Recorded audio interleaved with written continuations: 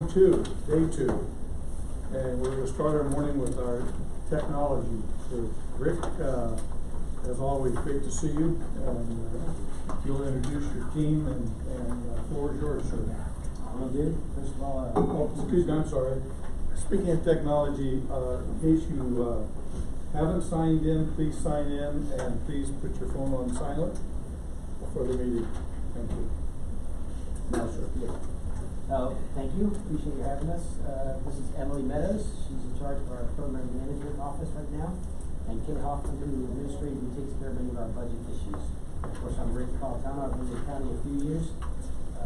Came over from industry and got spanked on processes and procedures, and I'm learning. But we are making good progress. Some of you I recognize have been here before, and some are new, so there's a quick, very high-level overview of where we are and where we're going. If I could just interject, just to get you all oriented so you have the right pages in front of you. Rick's going to speak from a presentation that tracks closely with the materials that you typically look through, but it's probably good to get those out because all the other departments coming through are going to be using the same materials. So in your binders, there's a financial schedules tab, and you should have your Schedule 2 in there. It looks like this.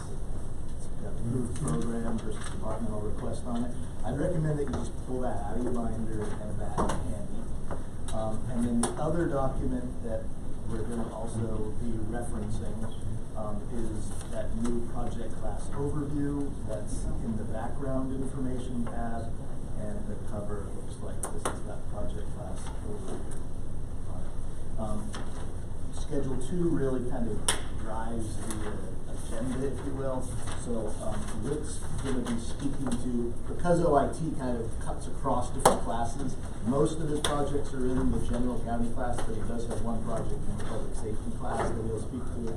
But his stuff, you'll see, is on the page 1 of 27 and continuing on to 2 of 27. And he's gonna, his slides all track to this, so I'm just gonna go over his slideshow just so that you can track along.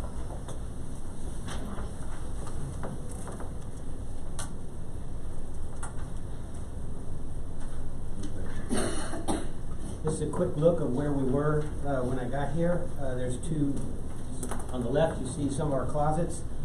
Every one of our closets in the county was this way. It was a disaster. It was worse on the inside than it was on the outside, very porous, cyber prone for error. And in addition to that, on the right-hand side, when I first got here, part of my team helped me put this slide together, which is what the ages of when these systems had been implemented. And you can see some of them are many decades old. So we had a lot of swivel chair technology. We had frequent outages. The first week I showed up, there was a week-long outage because of power. Which in itself was terrible. The really bad thing is no one was complaining. It was just kind of the way things were and rather routine. So what we did is we broke down, and what we're trying to do is break into, first we reorganized, and we discussed that the first year I was here, and we put in 3-year pillars. So there's 3 pillars for our 5-year strategy. The first one is stabilize the infrastructure. The second one was replace the core system. So this took care of the closets and the mess, and the backbone and the network. This took care of replacing some of the core systems. And then we tried to focus on eliminating friction and improving effectiveness. At the time, the county was so focused on efficiency, they did nothing. Efficiency meant don't spend money, so there was no effectiveness. Now, those are harsh terms, and I think they're accurate. Next page.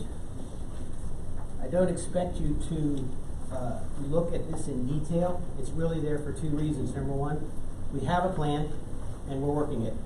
So if you look across here, here's your pillars going across the top to stabilize the infrastructure, transform the core systems, and then down here work on efficiency and effectiveness.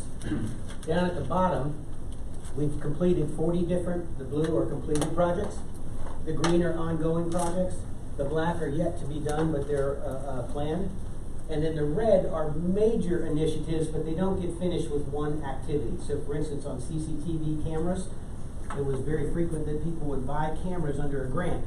They would have the grant for a year, 2 years later, it would be out of service, the license would be out of date. I walked around the county with a handful of my members from my team, and we would look at all the cameras. There would be a camera, but it wouldn't be working, but it would be in place.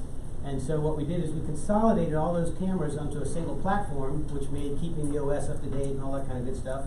And so that would be a red diamond. And the reason it's red is because we believe we've accomplished a major initiative, but it doesn't end, it keeps going. And so those are the kind of the high-level overview of the projects that we're working in. Of course, we were happy to speak to any of them anytime you want. With that, and just a general comment, all these presentations that we have, they're available as PDFs in your virtual binder that you all have. So don't worry that it's, as it flashes by, it disappears. You've got access to it. Well, in the spirit of continuation from last year, I asked you a pointed question about has the county departments got on board with consistent platforms and standards so you can scale and prevent things like your cameras? You said progress was made. Yes. What you said to us last year, is the county finally coming around to I every would department say not running off doing their own thing? every department has seen the benefit, and then to my knowledge, every department is very eager to participate because they've seen the benefit of consolidating and working together. So the short answer is yes. Short of being a requirement, it's, Well, you're making progress out of it. yeah, I would say we do try to keep it a requirement, but like I said, it's a win-win situation. So there's no pushback at all. I mean, there are procedural requirements, you know. Right. IT purchases are specially coded as they go through our purchasing system that requires a routing through IT and so forth. So there are actual restrictions to force it, but the bigger picture stuff, cultural stuff, Yes. I think is what we're Yeah, we work very well with departments. Emily's a good example. We have broken up the departments into areas of expertise, and we work collaboratively with them, and so I believe it's working very well. All right, with that, we'll go to the numbers. This is probably the most difficult chart of all, only because there's the most moving parts. So I'm going to try and walk through it. This first top line up here is just a copy of what's in your book. And you can see the shaded areas are the things that have changed. Now, the next layer down actually speaks to that change, because our original 5-year plan, if you look at the top line up here, we were looking for $12 million this year. 2 major events occurred, first one and then the other, that have changed that. And so I'm going to speak to them on this line. And the first thing we did is we took some funds and we pushed them to the out years. So we took $3.4 million, and because of our program planning, made decisions to push things out in time. And they were driven primarily by, it took us longer to do design phases, so we weren't ready to do execution phases. That's the primary driver behind them. We took the 3.4, we moved 2.5 of it to FY21, and then we moved $1 million of it to FY22. So we're still going to do the work, we just chose to push it out in time to work with our schedules. Everybody okay with that so far? Mm-hmm. All right, so that was iteration 1. Since that time, one of the major projects we were going to do was a thing called Consolidated Call Center. Fire's in here, and I think police has come behind. We had decided to put, we have 2 centers, and we were going to put them into 1 center. And part of our initiative was that part of that move, we were just pushing it out in time because it was taking longer to do it than we thought. Then we decided, when the new administration got here, that they're going to change their plans and possibly build a new building. And in which case we wouldn't have to do this, because this was an interim step between today and the end state. So that discussion is still going on, but what we chose to do is table that and move that money from IT into public safety. So this next line item shows that we took $4 million in the red, $1 million from FY20 and $3 million from FY21, and we moved that into public safety. Is that correct? That's kind of correct. We moved it out of here. It hasn't been moved into public safety, as is shown on the project class overview on the public safety section on page 5 of 13. That is one of the many unfunded requests. Yes. So there is a placeholder in police and fire to fund some, but not all of those unfunded requests over the next 5 years. But that $4 million is being taken out of this project and put in that hopper along with all the other things that need to be considered. Police were here last week and prepped us on this. Okay, good. Okay, good. So we're ahead of plan. All right. So the gist of it all says originally we were looking for 12 million in our plan, and now we're looking for 7.8 million, and that again is because of the two reasons that we've outlined. Other than that, there really are no changes to plan. Any questions on that? If not, I'm going to move forward. Anything? Okay. That is the major piece of our IT activity. The next page takes us to, this is cable TV. Cable TV is funded on your phone bill. You'll see there's actually, I think it's a 98 cents per phone, and that money comes into the county, and part of that money goes to capital investments. And so all we have done here, you can see we spend about $600K per year, and we just added the FY25 amounts. And so it's very easy and very straightforward on that note. Are you okay? Jerry, you're right. I'll presume you'll give me a signal if I need to slow down or speed up here. These guys aren't shy, they'll ask you questions. Okay. That takes us to the next one, which would be the fiber network. The fiber network, again, this is money that we put into the ground that allows us to connect all of our facilities together. There was a major initiative in the first couple of years when I was here, and that was connecting all of our school systems together with E-rate. We now have 10 gigabit speeds to every school in the county, which is a huge accomplishment. And again, all we've done in this is add in the fifth year, the out year amounts for fiber. So all the other monies are the same, no changes there. Everybody all right? The last major project, and this is a huge initiative, is the 800 megahertz radio. This is a $60 million project. We're a year and a half, maybe 18 months into it. It's going well, it's going according to plan, and we're not asking for any change in funding. The funding request is exactly the same as it's been in the previous years. This builds towers, adds 12 new towers, and buys new radios, and enables us to move to a new technology on the radios themselves. And if you're interested in that, I can certainly speak to it. But no changes in plan. We are staying in course, and we believe we're on target to implement according to plan. Any other questions? So, does that, it'll be completed? It's actually 5 years, 5-year plan. The major components pieces will be next 20 by 20. That's correct. Okay, and then it's just converting the handsets. Correct. We've gotten all the radios delivered. They're mostly deployed. Probably large 85% of them have been deployed, which gives the new technology to the police and fire and others that are using it. What is really now required is the guts of the system now are being pulled out, and new pieces are put in that allow those new capabilities to take place. The out year stuff, Rick, the 22, 23, and 24, doesn't that relate to towers and coverage issues? Yes. So today we have, I think, 10 or 12 towers. At the end, we're going to have 22. And so, again, the bulk of them will be replaced, but then we'll be adding ones and twosies through the years as So is this interoperability? Say again? 800 megahertz, is that for the interoperability? It will provide interoperability. Yes, it does. Correct. P25. And with that, that's it. Any questions that we helped with? That's it this year, huh? Just one question. There's a lot of new school construction in the world. Are you in complete cooperation and communication with the Board of Education with all the needs the schools are going to have? The short answer is we think so.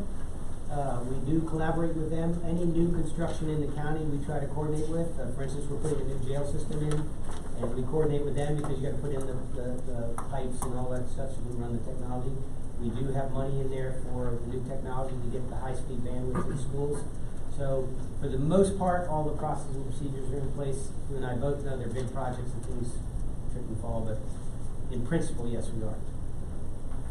I just personally want to thank you for the answer you gave me when I called you when the library went upside down, asking if we had solid firewall between the libraries and the county. Yes, sir. Technology, and the answer was yes, so Yeah. we were unaffected. Yeah, Thank fortunately you very we were. much. Thank you, Lord.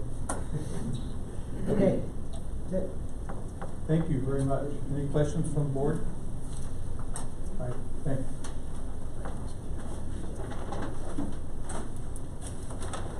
All right, next up is, Public Safety Fire, Chief Wolford and, Russ. And while they work their way to the front, in Schedule 2, you'll be looking at pages 4 and 5. That's the public safety section. And in the project class overview, it's pages 4 and 5 as well.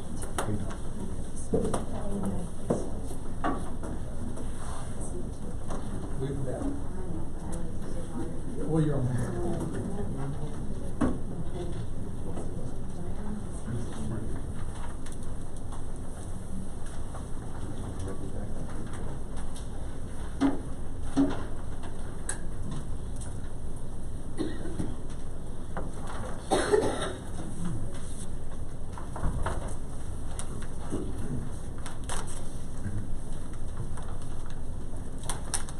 Chief, floor is yours.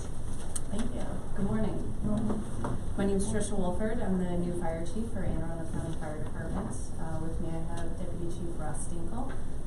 Thank you for having us. I just wanted to give you a couple of quick stats about the department, and then Chief Stinkle will take it from there. We have about 1,500 personnel. That's a combination department of career and volunteer members. About 880 are sworn firefighters, career firefighters, along with about 60 civilians. We have 31 fire stations, and then we have an additional 4 facilities. That's our headquarters, training facility, warehouse, and then our fire marshal's office in this complex here. We run about 75,000 calls a year. That's fire and EMS. And just for a little bit of understanding based on some of our capital needs, of our fire stations, we have volunteer and career-owned fire stations. Of the volunteer-owned stations, they're approximately 66 years old, and we're still operating a 24/7, 365-day business out of there. For our average of the county-owned facilities, they're about 32 years old. So just a little update on our facilities, which will match with some of our capital projects. Okay, so we can start with Schedule 2, our first project today. And again, the fire department's projects don't really change very much over the years. They're pretty much the same. We have several recurring. The first one is the repair and renovation of volunteer fire stations. You'll see in fiscal year 20, we reduced the request to $25,000 from $150,000. And we've done the out year of fiscal year 2025 back to $150,000. The reason for the reduction in this year is it's a capital project. It's, it rolls over, and we've had the past couple of fiscal years there hasn't been demand. It's a need-based program. Volunteer owned stations, they have a repair renovation they need to accomplish, and they put in a request for it. And the DPW managed the account. After approval by us, they pay the volunteers after the volunteers have done the work. So the past 2 fiscal years, they haven't hit that account very hard. I guess they're caught up on a lot of their maintenance needs and repair needs. So we were able to reduce the request for fiscal year 20. Our fire suppression tanks, the county has about 300 underground water tanks throughout the county. In the past, they had gone into disrepair. So this project was implemented to bring them up to speed and repair all the old ones. And now we're in the maintenance mode where they go out and inspect a certain amount every year, and they paint them, they pressure test them, and make sure they're still functional. So that's where we're in the mode we're in now. You'll see that basically all we did was in the out year was added another $125,000 for that. The Harold Harbor Fire Station, that's simply, we bumped the funding from fiscal year 20 to 21. That's basically a scheduling thing. Design and property acquisition took a little longer than expected, which caused the whole project to be bumped out in another fiscal year. Our next project is the Jacobsville Fire Station. That's in the design phase now, getting ready to go into construction phase. We're looking forward to doing that. That's going to replace an existing fire station on the existing site. And the request for fiscal year 20 is an additional $2.1 million, and that's just to align us with the actual projected expenses once they designed the building and recalculated the construction costs based upon the needs there. Fire station program, that's a new program. We're starting to roll into the first year of that. That's the placeholder program. The fire department is working with finance and DPW and others to develop a good comprehensive plan to figure out our fire station replacement needs, be it new stations with new staffing, be it renovations of existing stations, be it replacements of existing old infrastructure. And within this whole concept, we're also discussing the idea perhaps we don't need full service fire stations, perhaps we can move to an EMS only type. We had hoped to be rolling into that this fiscal year, but we're trying to do it right, so we've pushed out the beginning and start of this project to have another good solid year of discussion with everybody, so we can come up with a good firm plan that we can lay out on a piece of paper so everybody understands where we're going.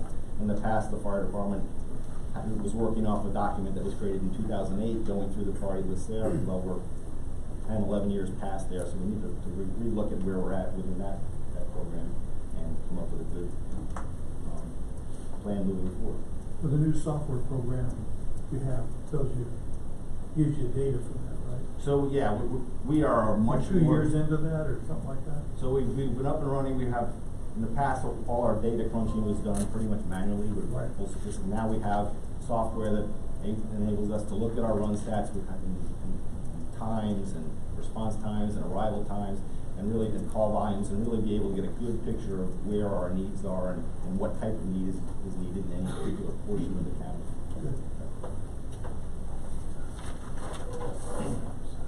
So that's it for the Schedule 2 departmental requests. So now moving to page 5 of 13 in the project class overview. Before we Sorry, move to yes, that, yeah. I have a question about Jacobs Mill. Why is it, you said the 2.1 million is just additional needs for the project? It's based on the current cost estimate. How did it miss that far? That's quite a miss with the arrow. It's an existing site, and I guess initial thought would be that it should be cheaper. But also in that existing site, we have to maintain and access and operation of the existing fire station while a new station is being built. Plus there's other utilities, you got the elevated tank that needs to be maintained access. So there's some temporary measures that have to be incorporated for access roads that would allow all the existing use to remain in place and accessible while the station's being built. I understand that, but I don't hear anything new that wasn't known before. Why it's just $2 million? It's just that the cost estimate's been refined as we've gotten to design. We're That's a huge beyond miss. I agree, it's beyond 60% where things become apparent. I would hope that we don't miss all the fire station upgrades and changes by that kind of money. Good. Thanks, sir. I know where the existing Drone Harbor fire station is. Where is the new one going? It'll be, so the existing one is down further in the community. We're gonna bring it out to the main road, and position it there, which is the corner of, General's Highway. General's and then turn it Harold, across. sort of Harold Harbor, we're right in that area. The loop road there? Correct, right where it kind of By the swings nursery? out. I'm sorry, I sir. think there's a nursery that around there. The other corner is vacant. Okay. It's further towards 97. And then what happens to the old station? That is one of the volunteer-owned stations, Oh, so okay. it's their discretion. The new station obviously will be county.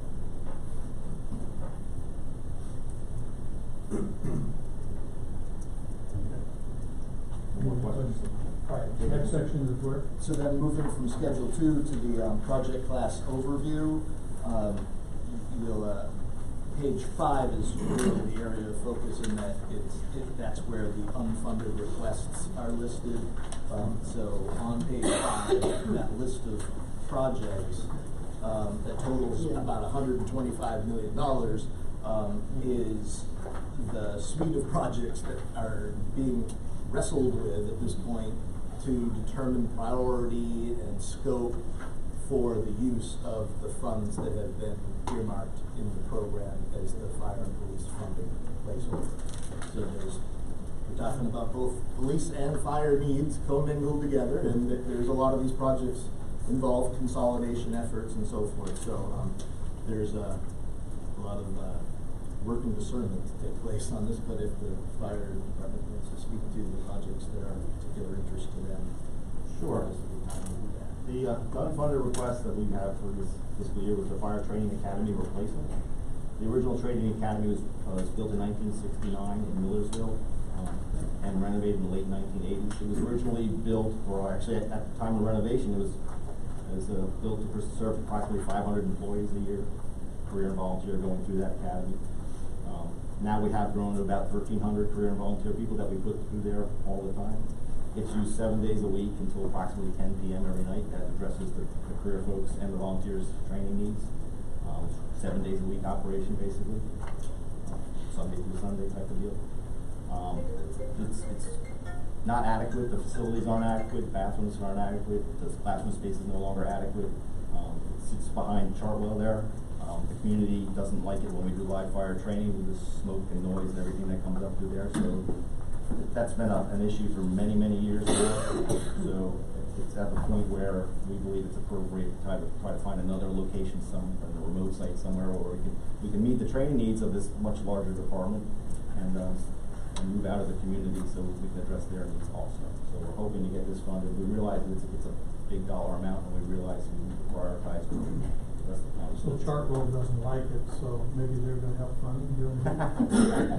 They don't like sidewalks over there either, so. That I can't speak to. I live close to that before. All right, thank you. But do you have anything to speak to with respect to the consolidated 911 call center? So I understand the police department briefed you well on that. We are in sync to recognize the need to do this. It's the right thing to do to consolidate the centers. We're working in a model that is very rare in the country now. Everybody is consolidating, police and fire, sheriff, all that stuff. So we support the effort to move forward with the consolidated center when it's appropriate. The police department had a line item for a fueling station, and I see you have one as well. No.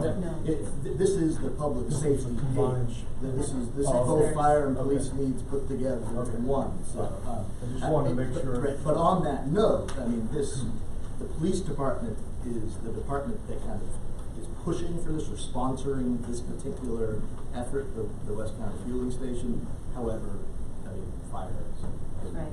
And You actually it bring up feels an better, excellent, too. bring up an excellent point though, because the Fire Training Academy is what's listed as the fire facility, the rest are police, and then obviously we see the value in combining because we use a lot of the same resources. So, quick question on the academy itself, reappropriation of buildings. So last week we have the plans of school rehabs and vacant schools or vacant county buildings. And have you guys did any communication with other agencies and find out what buildings that may be available that may come in to replace the academy that you can repurpose? For right now, from my understanding, being in my first month, the availability of current buildings that we could get into easily isn't something that exists. We have such specialized needs of the noise, the smoke, the ground area that we need for it. So I'm not aware of anything. It's also crucial that we stay within county or somewhat centralized because we are constantly having to move all of our resources to make sure training is taken care of, but that we have full coverage. So we're trying to be very aware of the effects of what we do and how it affects the community. Question. Well, in the training academy, do you have an idea of the size of the facility you would need, square footage and acreage? One, and then two, the police and fire headquarters combining that. Is that your preference to combine? So I'll let Chief Dingle answer your first one because the square footage I'm not sure on of the acreage. No, so I don't have that answer for you. But as we get into this project, there will be consultants brought on board, and they'll address all our needs, and we'll go over our training, and we'll come up with appropriate size of facility. I believe DPW came up with this figure based upon a study that was done when they were talking about combining the police and fire training academies at one point a few years ago, and that's where this figure was pulled from. Come out with a fire alarm training. So we'll go back and research and see what the square footage assumption was for the property. Because the original discussion was to consolidate facilities and share, which then brought on a greater resource for all of us. You know, we don't necessarily aspire need a range or a driving course the same that police does, but we do need a driving course, and so however the square footage is then broken out to what our needs would be. And then I think your second question is On that first one, we'll get back to you with a rough sketch of what underlies that. Well, I think I'm Raj Nigam, the product manager for this. We did this study for fire and for the joint facility in 2008, and we used that study and took out the fire department needs out of the study, and that's how the land came. We required about 20 acres of land just for fire training academy, and the square footage for the functional use also came out from that study. So what we did, it was combined, but then they had the individual departments request also for personnel and all that. So that's how the square footage came. So we'll confirm that. The 20 acres approximately. Yeah. And then the question of our preference of the combined fire and police headquarters, I think it is the preference of myself, the police chief, the director of OIT. It offers basically the biggest bang for the buck. It allows us to utilize resources interchangeably. It allows us to be all in one area. I think it is by far the best option for budgetary needs for the community and the impact it would have on the citizens. In this particular cost item, I think the police chief spoke to this before. Yeah, I mean, you'll see noted next to it scenario A, 1, 2, and 3.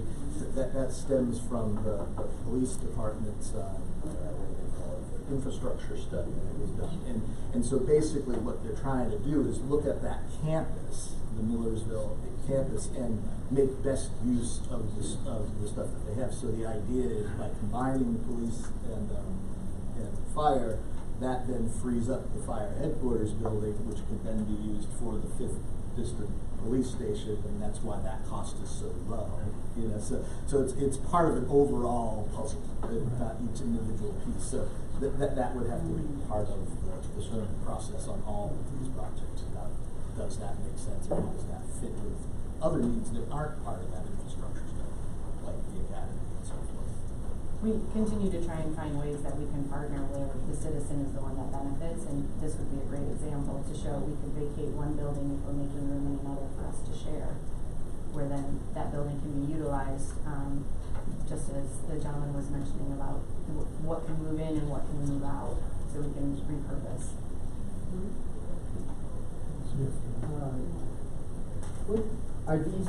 What would you make your number one priority and maybe two out of what I'm looking at here in that category? Here, fire training academy replacement. I think the police came in on that as number one priority.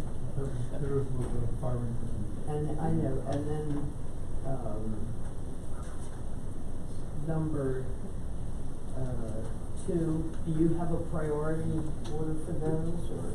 So first and foremost, our needs are the upgrading and renovation of some of our current stations, adding those in. That's by far our first need, which is not listed here, but if you're asking me to prioritize. Excuse me, I think she's talking about the unfunded items on here.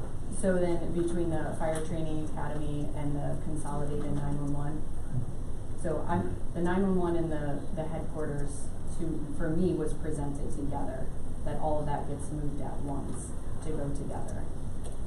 So even though that is broken into 2 projects, it's a consolidation of that in one physical space. I think based on the needs of the police department, and they're in dire straits about that, we would help support them just to be a solid public agency and really contribute to public safety as a whole. We can probably get through with our training academy with a couple more modifications. Right now, we know we have a great need for a $250,000 need for a training tower that we absolutely need for service to make sure that our firefighters are qualified to be a firefighter too. So we have some needs. I would focus probably on the consolidation of the 911 call center and fire and police headquarters. Yeah, I see, I was gonna ask that consolidated, call, 911 call center. Yes, ma'am. That's good.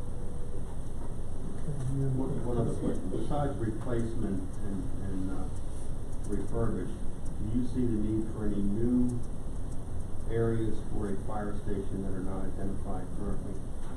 We've actually been looking. In the future, yes, there will be needs just because the growth in the community. What we're trying to look at with me coming in, what I would want to be looking at is what are other alternative measures that bring in a fire station.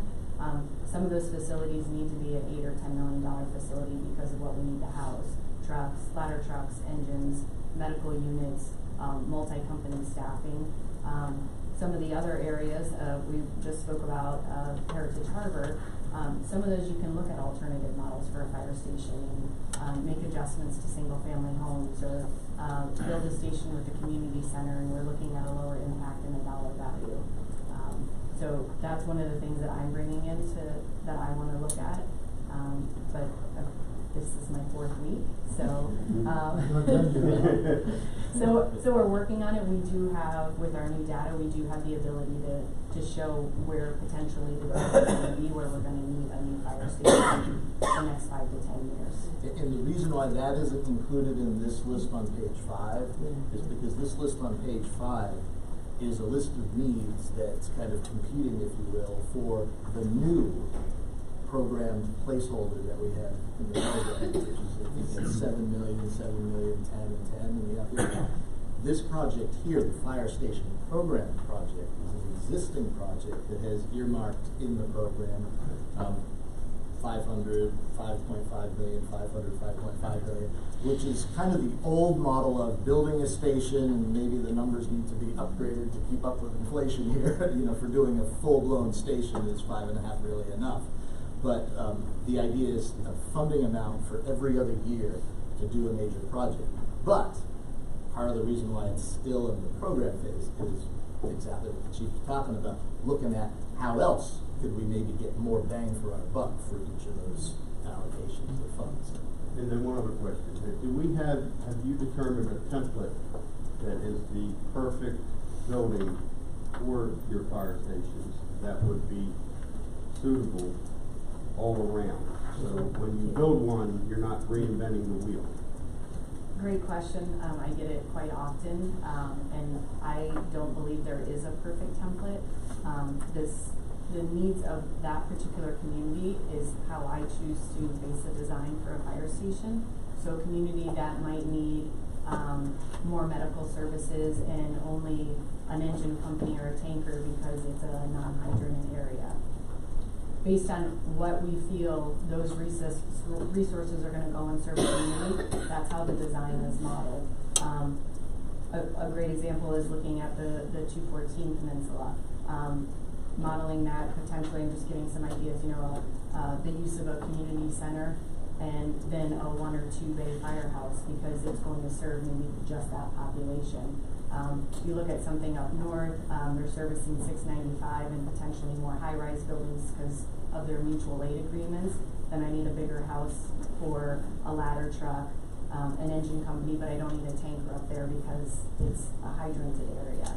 So we really focus on what the need is of the area that it's going to serve, and then try to build it to scale to match that need, and then making sure that it integrates within the community. It really has to be a two-way street of fire stations are a community element. There should be something for the community there, and then we should also be able to serve with what our needs are. Chief, so last week we had Central Services in. Yes. And they, one of the things they talked about was inadequate repair facilities. I think they were saying that they were repairing fire trucks outside. Yes, sir. So could you speak on how that impedes on service vehicles being readily available based upon those type of needs? And does that impede too much on your services? Sure, I think I should try to bring you up to speed on that. So, our fleet is serviced in an old, small, outdated facility. There's not enough engine bays, and that causes, when a large vehicle goes in there, it goes up on the lift, they pull wheels off or start working on brake jobs, then they have to order parts. Well, they can't, there's no other bays, I think there's 4 bays in there, 6 bays in there. Once those bays are filled up, and we have a large fleet, so there's always something in those bays, once that apparatus is up there being repaired and they need parts, it stops. So that bay is locked up, which causes the next apparatus that comes in to go outside to try to be serviced if it's weather appropriate and can be done. So that and all that cascades into a backlog. So it slows down the repair and keeping our frontline fleet in service. It puts us into reserve apparatus, which is sometimes not in the best condition because it's at that point it's 15 years old. It's past its service life, but we're maintaining it in order to keep something on the street type of deal. So a new modern facility would allow the fleet to be maintained in a more efficient, better manner to provide better service to the citizens. So that question just speaks to the point that kind of Rick's presentation did, in that there's overlap all over the place in this capital budget. Rick spoke to the Public Safety Radios project. Obviously benefits the fire department to be able to communicate within buildings and throughout and not having dead zones in the county. This is a major, it's a $12 million project in the general county class by central services, but it's clearly going to benefit operationally the fire department, this fire maintenance facility. But there wasn't duplicating. No duplication at all. No. In fact, it's coordination and communication that makes this happen. I guess I need to kind of step back a little bit and ask for, you said the average age of a fire department is 32 years and volunteers are 60-some years. I mean, roughly, okay? 32 for the county owned facility and 66. You know, it would almost, and now you're looking at new models of maybe where, with the technology and knowing where the activities happen, both on the EMS and fire, the county has changed in 32 years and 66 years. Wouldn't it beg for, kind of like what we've done with schools and libraries, maybe a grand evaluation? Firehouses, kind of interesting how they end up being here. Is that the right place for it? And shouldn't there be a study kind of done wholesale across the county to kind of suggest where should they be to optimize using your new models, your new technology, your wanting to do some placement like EMS in communities? Shouldn't we engage in kind of a bigger picture scope here instead of trying to plug this hole and that hole and that hole? Seemed like a better utilization of capital against a plan. Just such a study was funded just a year or two ago, and we've made progress on that, and I think a report has been prepared, but we want to take it to that next level because it hasn't addressed all the comprehensive. The data, it was all done, you know, we said the same thing here. The data that supported that study was manual. Now you have actual technology that tracks everything that's done. Mm-hmm. And is that the same picture? I'm talking about a study that is using the new data. Oh, okay. Correct. Yeah. That data is only 2 years old. Yeah, I think we put the software that's been implemented for 2 years or? Yeah, we've been running the data from that software just shy of 2 years now. But that gives us the picture of what's now. Oh, okay. I mean, We're trying to work on projecting. Past history, we need to meet the needs of the community as it's grown and it is now. And you're absolutely right. Fire stations. And some roads aren't as passable as others as they were 32 years ago. The dynamics in this county has changed. Sure, and you're absolutely right. Fire stations originally grew up in communities. They were just there. Yes, especially the volunteers. Sure, and that's how the county grew. Doesn't mean they're in the right place at the right time. Correct. Now, it's surprising how many of them are in the correct place. There's only a few of the existing firehouses that should be moved to do better coverage. There are some coverage gaps that may require some type of new fire service, either full service or smaller service, that will address those gaps. Well, the equipment may change, or the number of bays may change, or the location may. for the most part.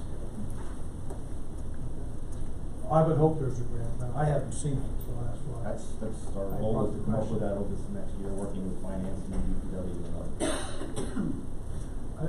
Might be something this board would like to see at some point, that there is a plan. And, I think that'd be worth having as a presentation on that. Comments, board? I know we're at our time limit here. I have a quick confirmation question. Do you, when I saw the line item for the training facility, do you still entertain going into existing buildings at the request of the owner and burning a building down as part of a training exercise? No, I didn't take it. Yeah. So, in a nutshell. Collect insurance on that? In a nutshell, no. It's better than that. In a nutshell, no. No, it's Okay. We do still have the opportunity to utilize public buildings for other types of training that don't require live fire. Very stringent requirements to do live fire training in that manner. Is not normally my preference to do. I like to be in a more controlled environment for training purposes. Hence, looking for the new training facility. But there's other things that they do in there, such as hose stretches with no fire, forcible entry techniques, cutting techniques, things like that. So there's ample opportunity for other trainings, but we tend to stick with live fire training only at our training academy, or sharing with our partners, Montgomery County, Eastern Shore, where they have different training facilities that are specifically meant for live fire. Just one more regarding a training facility. The current training facility, do you share that with any other agencies, state or federal? And if a new facility is built, would you plan on sharing the new facility with state or federal agencies? Yes, so we currently do share, and yes, we would always be a good regional partner. I believe strongly in the collaboration of any of our other departments in the area. So right now, we have a recruit class that started yesterday, and within that, we tend to have BWI Airport firefighters, Fort Meade, Annapolis City. A couple of years ago, we implemented a very large class, and we rotated through two other jurisdictions, shifting classes in monthly periods. So it is a very fluid partnership. We go to their facilities, they come to ours. And just so you understand the value of that is when we have our burn buildings, the patterns of going into rooms is only set up in so many different designs. And the recruits are smart. They start to learn and then they know. So we'd like to get them into other facilities so that they're not used to that, so that they can work different training scenarios. So yes and yes to both of your questions. Any further questions? Thank you, Chief. Thank you for what you do, all of you, and your staff.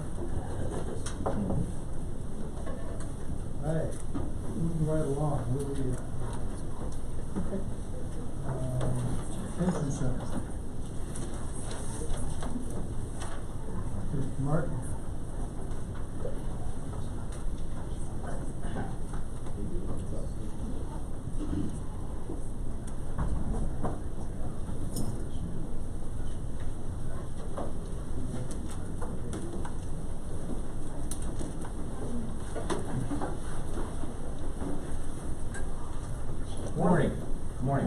My name is Bill Martin. I'm the acting superintendent for the Department of Detention Facilities.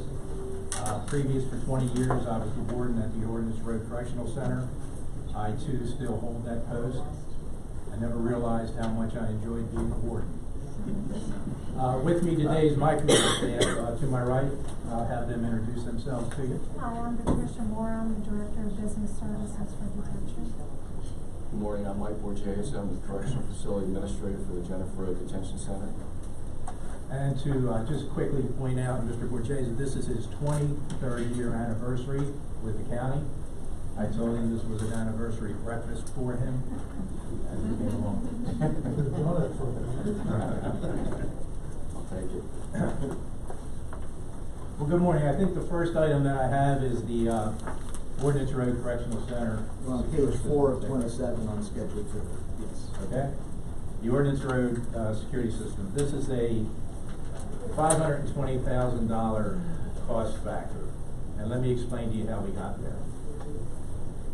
When the 80, on a previous project, when the 80 cameras that we had, half of which were digital and the other half were analog, they were replaced at the Ordnance Road Correctional Center with additional cameras, all digital, about 181 new cameras. They came online trying to marry up with a 20-year-old cabling system that controlled our detention officer swipe system, the opening and closing of our internal, external doors, and our intercom system. Just wouldn't marry up. We've had 15 service calls in the last year whereby the mechanics and technicians had to come out and repair burnt circuitry and such. To this day, I don't have any recording of my detention officer tours throughout the facility. At times, we have both internal and external doors and intercom systems not operating. And obviously, in a jail, when the doors open and when the doors close, and who's on the other side of those doors is extremely important. So this was certainly an unintended outcome. We didn't see that coming in as far as the old cabling not marrying up with the new cabling.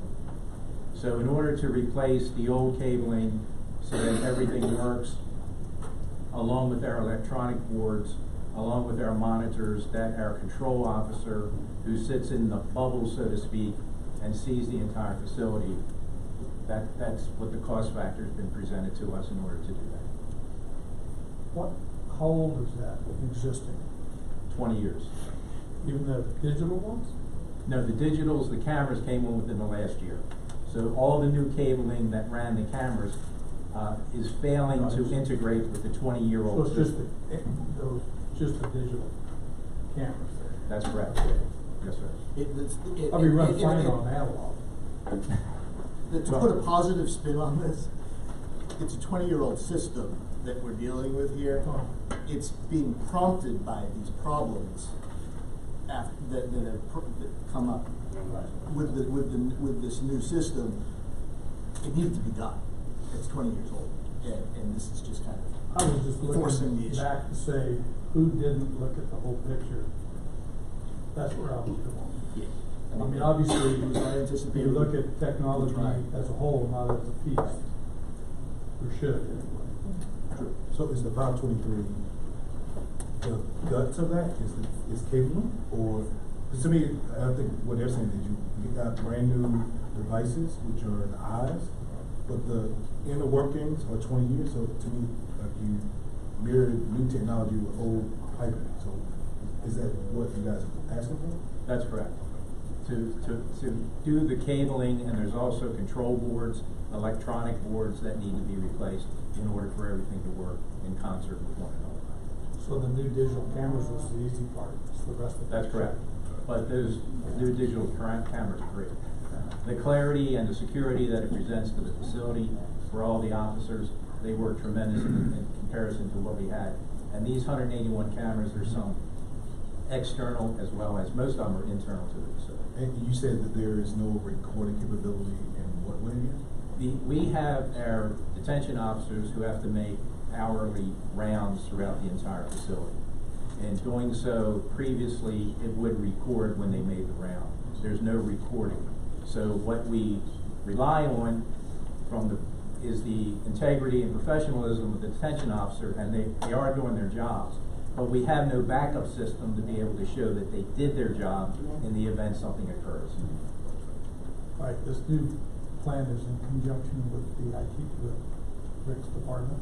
IT has been involved in it. They certainly are in the building and such, yes. Okay, just want to make sure we're consistent technology. Same page.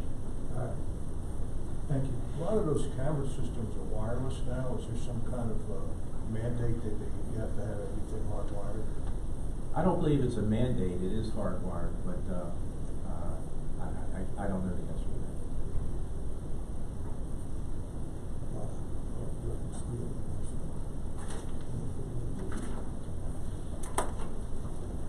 The next issue, I think we have detention center renovations.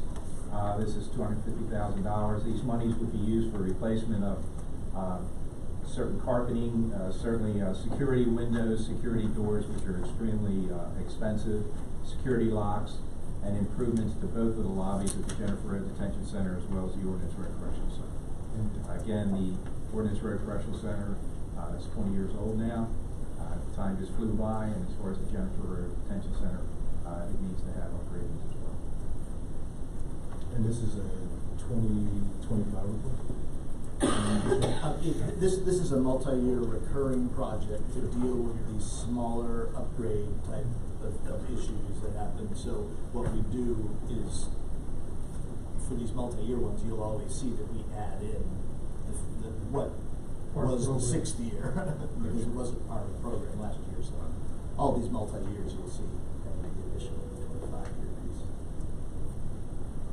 But like in the replacement renovation volunteer fire stations project, if we've built up a balance, we'll sometimes adjust downward the request for the budget year, because hey, we've built up the balance in this recurring account, so maybe we ought to just let it ride for a year and spend down the balance before asking for more. So we regularly check it that way, but generally speaking, for budgeting purposes, we add it in the program consistent with the annual allocation. I believe the third item that I have is the detention center fire alarm systems. This project has been completed at both facilities, and from my understanding, there was a 15% or $91,000 surplus after the project was completed. That's what's reflected. Thank you. Give back, folks. And this is the project that added the new digital cameras. Right. We did give consideration to maybe combining the two together since they're related, but we just wanted to get this one off the books. That is a one-off.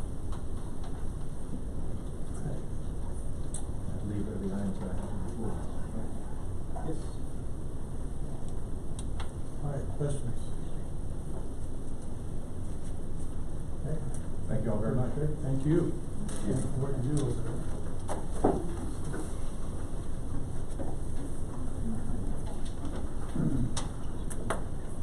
All right, next up is Health Department.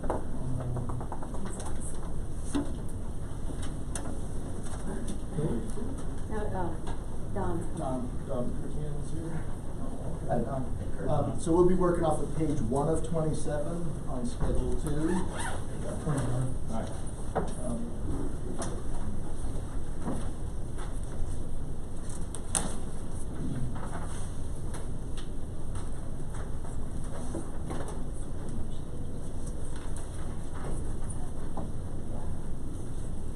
Floor is yours when you're ready, Don.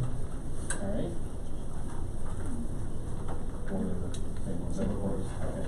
Good morning, Don Kurtian from the Anne Arundel County Department of Health. I have three capital budgets.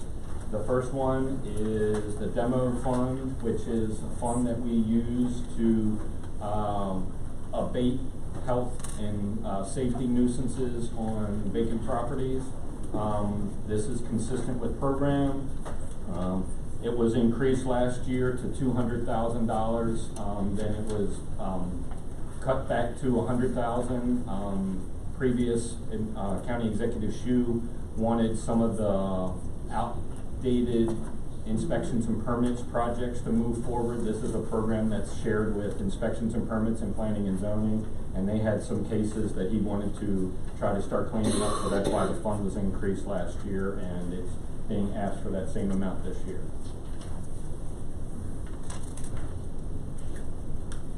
Next one is the Failed Sewage and Private Well Fund. This is for financial assistance for people that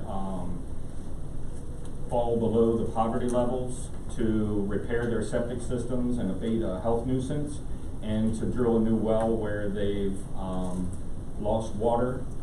This fund is consistent with program, and this program is a little different than the demo fund. The demo fund, the county puts a lien on the property and gets the money back.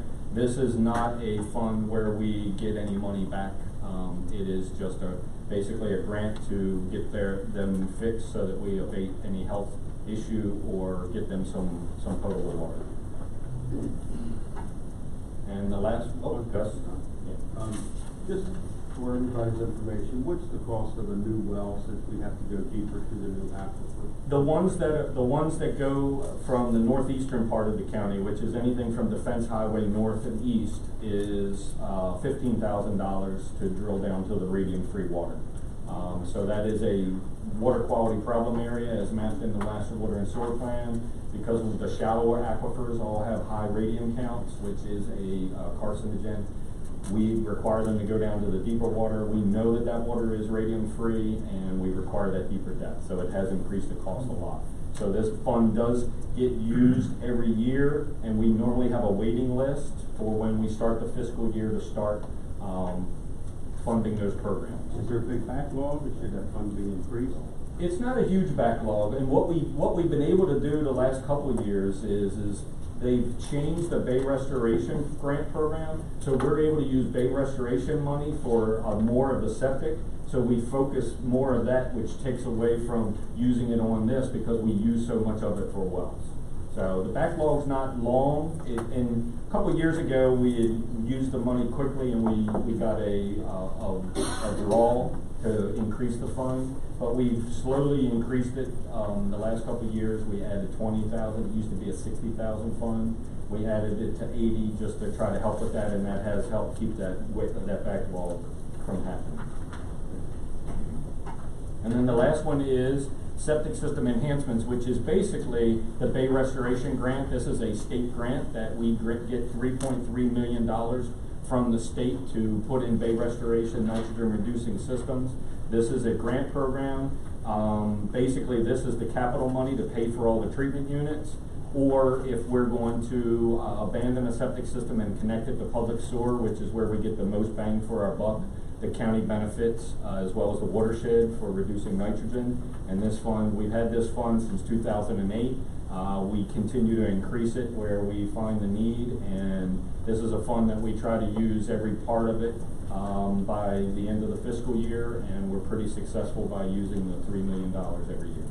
Can I go back to the demo question? Is that like the demoing?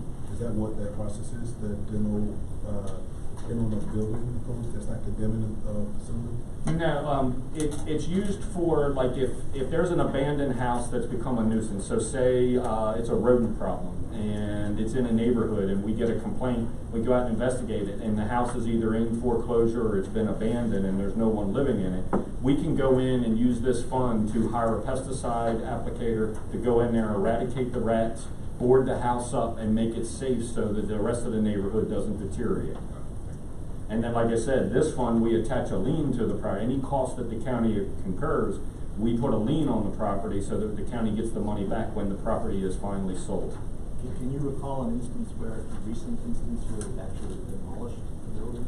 We don't do that. That's where inspections and permits, they do the demolishes. We do the board ups and the health hazards. Some of the inspections and permits where they have a court order where they can go in and basically take the property completely down, they use this fund as well to remove the whole building. And once again, if that property ever gets settled or sold, then the county gets that money back. They need a court order to do that, but they do have projects that go that route. Any further questions? Mr. Mayor. Three. I do. The demo fund, does that only apply to residential? Yes. Yeah. No commercial property. And bay restoration only is applicable to critical area? There are some criteria that you can use it outside the critical area, but a few years ago the governor changed it. It used to be any properties that were in the complete watershed, which is our entire county. A few years ago, Governor Hogan changed it so that it's just in the critical area is where the highest priority is. So we can use the money for other areas as long as we have enough money to fix any repairs in the critical area. So we balance that out as we're going through the fiscal year. In the beginning, we can spend the money any way we want that meets all those priorities. Near the end of the fiscal year, we hold back a little bit, making sure that we have the money, because by law, we have to have the money to repair the systems. And then my final question is, could you give us an update on the Mead water situation? Right now, we're waiting for EPA. There's been a plan put together, and we're waiting for EPA to accept that plan from Fort Meade for what their plan is that if we get any hits in any private wells off of, there's multiple investigations that go on at Fort Meade, but right now, nothing is migrating any further than what we already know that's out there. But that one area that we spoke of last year, I think there's about 100 homes there. they're bringing the bottled water in. Has there been any progress with that? Not yet. That's the one that we're waiting for EPA to accept the plan from the Army. Is that a class agreement covering all? Mm-hmm. Yes. So how long have we been waiting so far? Well, nothing moves quickly in the federal government. But Yeah. give me a I would time. say that plan has been with EPA for 2 years. Okay. Yeah. Thank you. Any other questions? Question I have is, last year, I was involved with the county's sewer task plant, septic tank task plant, and there was some initiatives spelled out. There were about 50, how many, about 5,000 failed septic tanks in the county. Well, are you? They're marked. You're talking about the master water short band, the problem areas? Is there any additional monies put into this 6-year plan that might help mitigate that? I haven't seen it yet, so. It is. It's still being discussed? It is if the community wants to move forward. One of the things that happens in this county is under the petition process, the community has to come to the county with a positive petition to get sewer. If they do that and they meet all the criteria, we can use this fund or even additional bay restoration money to subsidize some of that sewer. Now, we can only give $20,000 per household based on the way the bay restoration criteria is. But I don't see a change in numbers, so apparently at this time you didn't bump any of the numbers in the 6-year plan.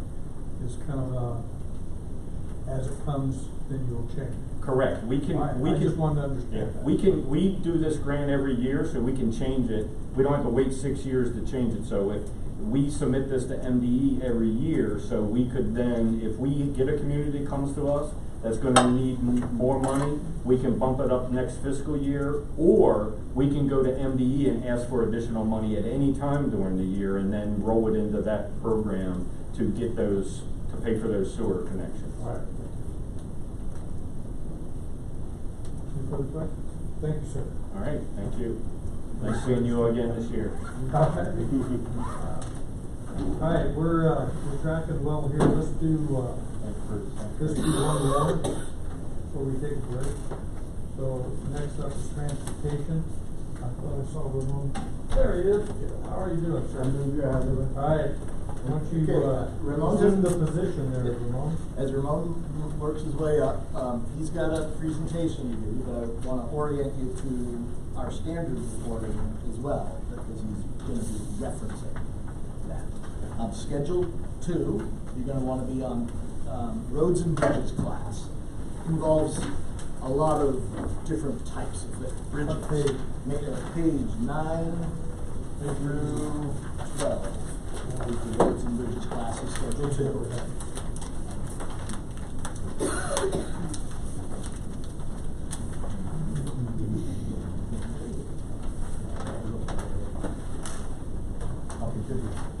Mr. Robinson, yes.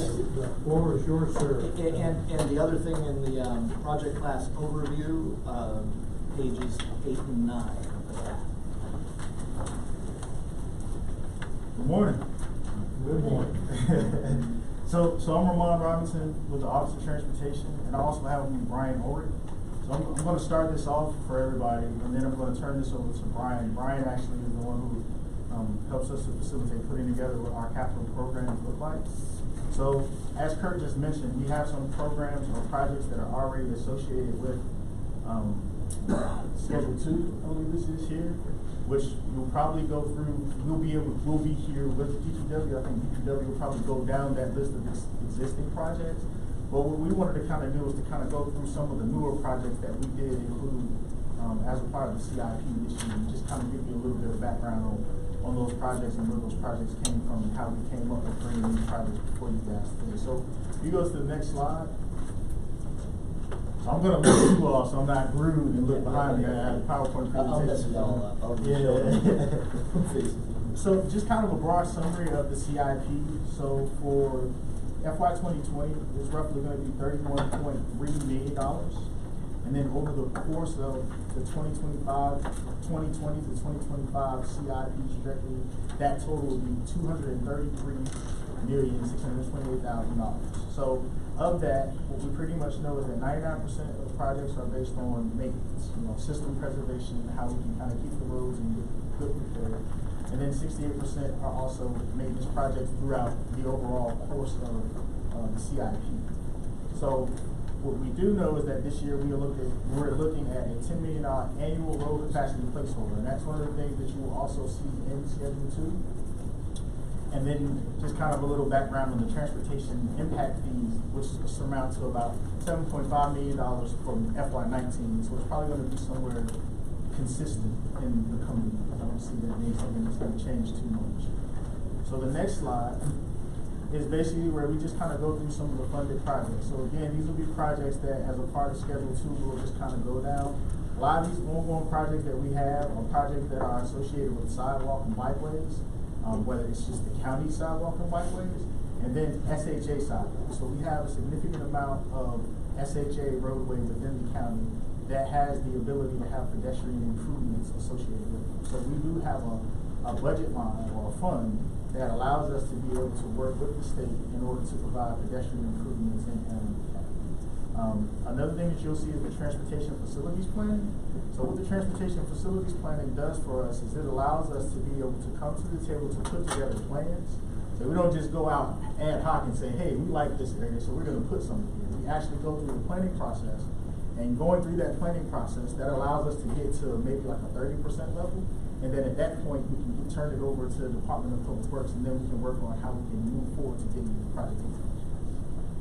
And then the Severn Harmons PetNet. So as a part of the Local Development Council, Severn Harmons is right around where the Arundel Mills Mall area is.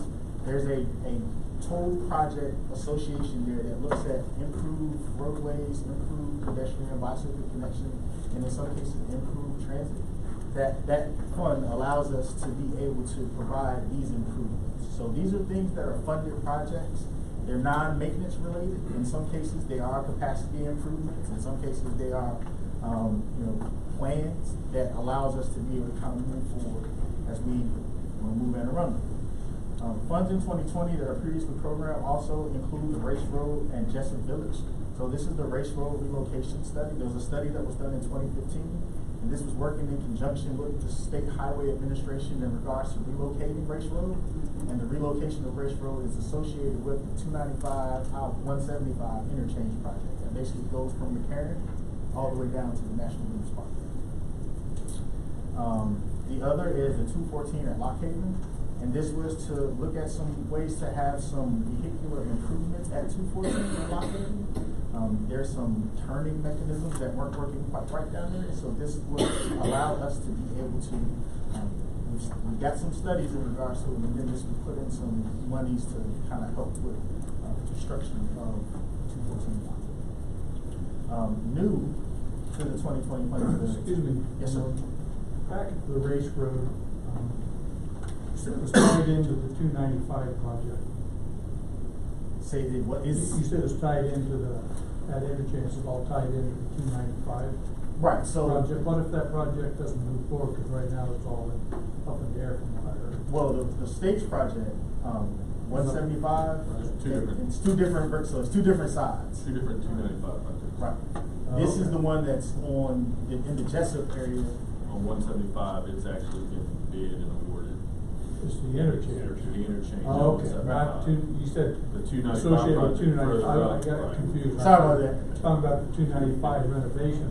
Right, that's a separate, that's one that is up here. That one's. Unfunded. Right. It's unfunded. Okay, that's why I was going with it. That doesn't go with this stuff. That's a good question though, because 295 is very active Yeah. in Anne Arundel County. All right, thanks for separating. No problem. The other thing about Race Road is the school access. Right. Jessup Elementary School. Correct, I remember that. So one of the newer projects that we have in 2020 that we've added is the Town Center to Reach Road design, and that's in Overton. Other projects that we've included as a part of the 2021-2025 is the Hanover Road.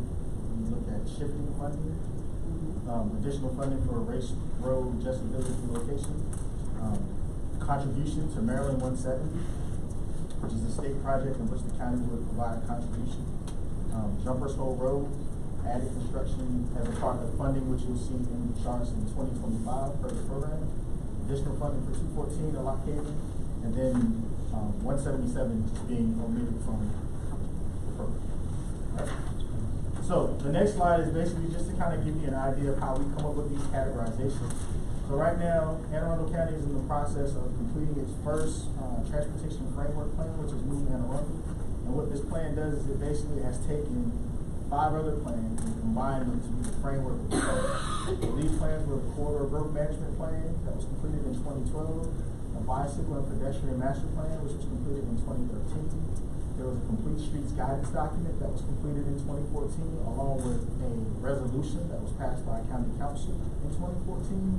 There was also the Major Intersection and Important Facilities Study that was done in 2016, and then a Transit Development Study that was completed in 2018 that will go to the County Council for resolution. So all of these studies, along with some additional things that we kind of brought forth, are going to make up what's going to be the framework for Anne Arundel County as it relates to how we provide transportation in the county. So what this does, or what we're doing with it, is we're looking at the county's corridors. How do we upgrade the county's corridors and strengthen community corridors? How do we provide regional corridors that make commutes more reliable? We start to use terms like travel time index, which is something that we use as a scoring mechanism. We want to make communities more walkable. We definitely want to have a more connected bicycle network. I think we kind of started on the right path there with a lot of the trails that we have, the VA Trail, South Shore Trail. And then we also want to make sure that we're advancing new models for transit. And what that means is Anne Arundel County is a family of hamlets, and every hamlet has its own needs and ideas. And so transit is not necessarily going to be the big bus going down the road anymore. It's a little bit more smaller, it's more compact, but at the same time it still is able to connect people to certain places. In addition to the fact, making sure that we're providing amenities for people when they're out utilizing transit and waiting for services and things like that. So, yes, sir. In regards to making things more walkable and bicycle, is your department looking at Riva Road, just past Cape St. John's, where you drive through that hillside where the trees are about ready to cave in on the Riva Road? Keep waiting for the windstorm to bring it all down and close Riva Road. But there was also a bicycle that was killed there a few years ago. The bicycle is still painted, sitting along the road. But there is no walkable or bikeable path on Riva Road through that 100 yards. I think it's a huge challenge for anybody to call that passable. Anyway, I didn't know if anybody's ever brought it as an issue, or it's just before you get to 249. Yeah. So so believe it or not, so coming to work, I pass that bicycle every morning, and it's weird because there's that crest there, that Right. hill, and so one of the things that in the Office of Transportation that we've been seeking to do is everybody thinks that everything is associated with the sidewalk or the bike path, but really the first thing that starts is the shoulders. So with that roadway and with that narrow roadway, the problem becomes, do you have the capacity to be able to add anything in addition to without having to take right of way to provide it? So that's definitely something that we're looking at. The question is for us to figure out what are some ways to be able to establish, number one, the relationship, and figure out what would be the best way to design something like that, if it is at all possible. The other thing would be to look at how we might be able to look at the speed limits. Now, even though the speed limit there is, it's not that high, but nobody checks, because I know that I'd be 40 going up there. It's just fun going up there, kid. But I think that it's just some other traffic mechanisms that we might be able to. Speed, managing traffic speed is not the issue. Right. I don't care if you live 50 or 25. There's no shoulder, there's no walkable, and it's a choke point on a very busy road. And a lot of people ride bikes in the country. And even, I mean, to your slide, walkable and rideable, you see it every day, and it's not even on your radar. I think it should be on your radar. And things like that in our county need to be addressed. And we're aware, but we've talked about it specifically with the Bike Commission. The Bike Commission has, the crash, they said that the crash wasn't specifically related to not having adequate facilities. It was a driver did an unsafe. I disagree. I think it's important. It's irrelevant. I think it also is needed for just routine maintenance. I mean, the dirt, every time it rains, the dirt gets in the roadway. And, that whole thing needs to be cleared. I 100% agree. Shoulder. Right. I live on Riva Road. There's a park right down the road from there that would be great if we could bike to the park, but we can't, and I'm not letting the kids. Well, I see all these other things we take care of, and something that's clearly a non-passable choke point. There's a lot of needs in the county, and we agree. I agree it's a need. The hard part is prioritizing the needs. Sure. I absolutely agree that it needs to be done. Part of the problem also is it's a scenic and historic road, and every time we try to make comments on scenic and historic roads that they need to provide shoulders and improvements, we get a lot of pushback about changing the character of the roadway. And I personally disagree that safety improvements should trump scenic and historic roadways. But there's issues with that, and that's not the only issue. That's not stopping it from happening, but it is one of the issues we deal with when trying to get these improvements on these rural roadways. Sometimes the little, small, obvious things we just tend to ignore it. I think anyway, I think that's good. I think to your point, though, I think that allows us to do, because it is kind of smaller in scope, and it is identified. We do have the area identified. But as a part of the bicycle and pedestrian master plan, so there's one that's codified from 2003 that we used, and 2013. So we can go back to it and identify that, and it could be something incremental that we might be able to look at. Just know that it's to your slide, having a shoulder, because there is none, it's right up to the lane width there, allows safer for cars, walkable, and bikeable. 2 feet. Actually, the minimum is whatever. Yeah, we have a minimum. But you're right. We could possibly. As we step through these projects in Schedule 2, because I think that's what we're going to end up doing here. This is more of an overview. I think there's a project. I'm guessing. I don't know that no, I'm just saying the Sidewalk Bikeway Fund is a project that could potentially deal with something like this. I think. I don't know. And so, but that speaks to the overwhelming demands on it. I don't want to overblow it. I just want to think somewhere along things like that should be added to whatever category they got there. Totally agree. All right. Thank you. Yep. Any other questions? 56-9400 Mountain Road Corridor Revitalization. That was a $22 million project. What exactly, what happened? We have an MOU with the state to design the project. Is it 100% design? What is that, right? 30% to PI. Okay. It's a 30% design right now. So it's still a need. It's still needed. We're still working on it. But as far as the amount of money that was associated with that project and the amount of improvement, we're stepping back and put this $10 million a year kind of placeholder. We're trying to reprioritize some of those capacity improvements. And that speaks directly to page 9 of 13 on the project class overview, where we've got these lists of projects to address capacity concerns and so forth. And it's analogous to the police department, and that we're taking a pause, back up, look at all these projects, and see if priorities are in line with getting most back for the buck.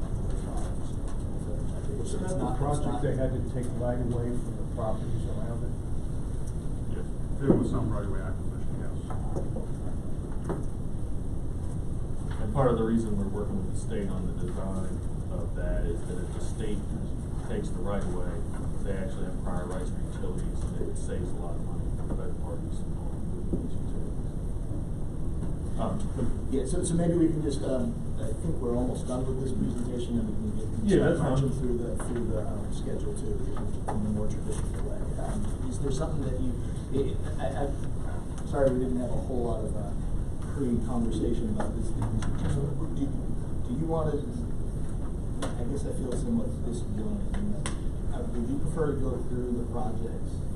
What would you? I think it's better just for us to run down through all of Schedule 2. We'll jump in when Let's do that then. Yeah, I mean, this has been a good overview, but before we get into the slides. Do you want to touch on the unfunded now or later? Or No, let's just go through the Okay. projects. So, I'm sorry for switching gears on you here, but, so on page 9 of 27, the first project alluded to by, in Vermont's overview. But I think Brian's going to kind of walk through these. And I'll put Schedule 4 up on the screen behind you. So Town Center Reese Road, this road was designed many years ago. It's running through federal property, through the port property. This was an area that they put up for a lease area. They've been working on a lease for about 9 years. I think they finally finalized the lease. But for the lease to work, the roadway couldn't go through where it was originally designed. They did leave us a 100-foot swath on the north end of the property that they think that the road can work. They still wanted it to important to both the port and the leaseholder, but they want it realigned to the edge of the property. So this funding would look at redesigning this road to see if we can fit it in that 100-foot swath. And there's a little bit of wetlands and some issues that we have to resolve. But the Army Corps is involved with the enhanced use lease, so they're well aware of this. So we're working with them already. Can I ask a question? Is this detail in the slide that you're speaking on? Well, I didn't have a design. I don't have a layout to show presentation, but I might have some. If not, I didn't know, because everybody else is done and more visual, and we can go with the slide versus you. No, we don't have the slide for project by project. It's more the unfunded projects that we have the slides on. Thank you. Yep. We can get you a picture. Thank you.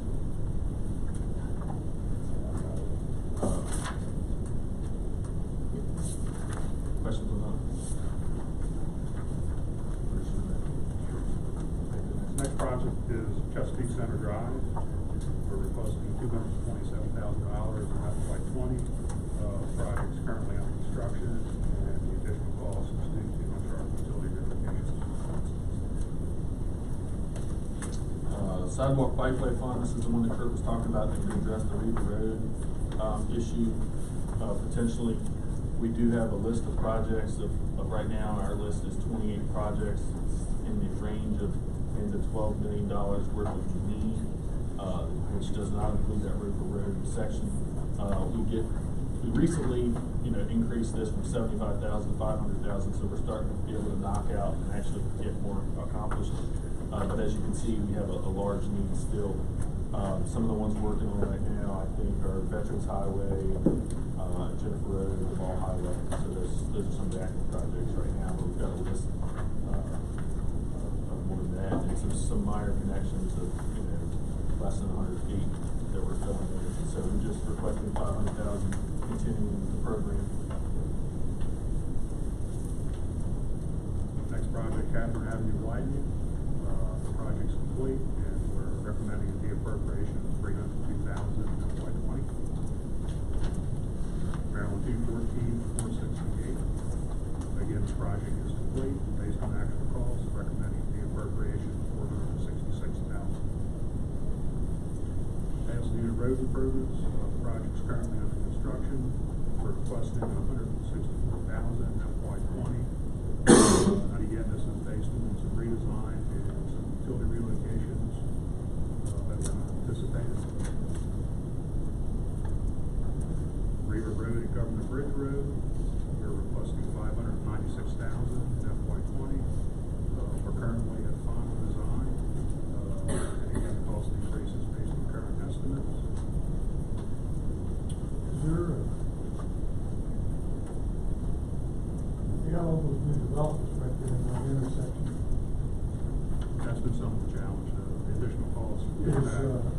impact fees coming out of that to go into that?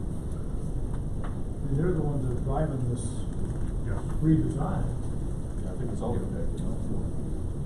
The majority of it is impacted. So the majority of the 596 will be impacted? Yes.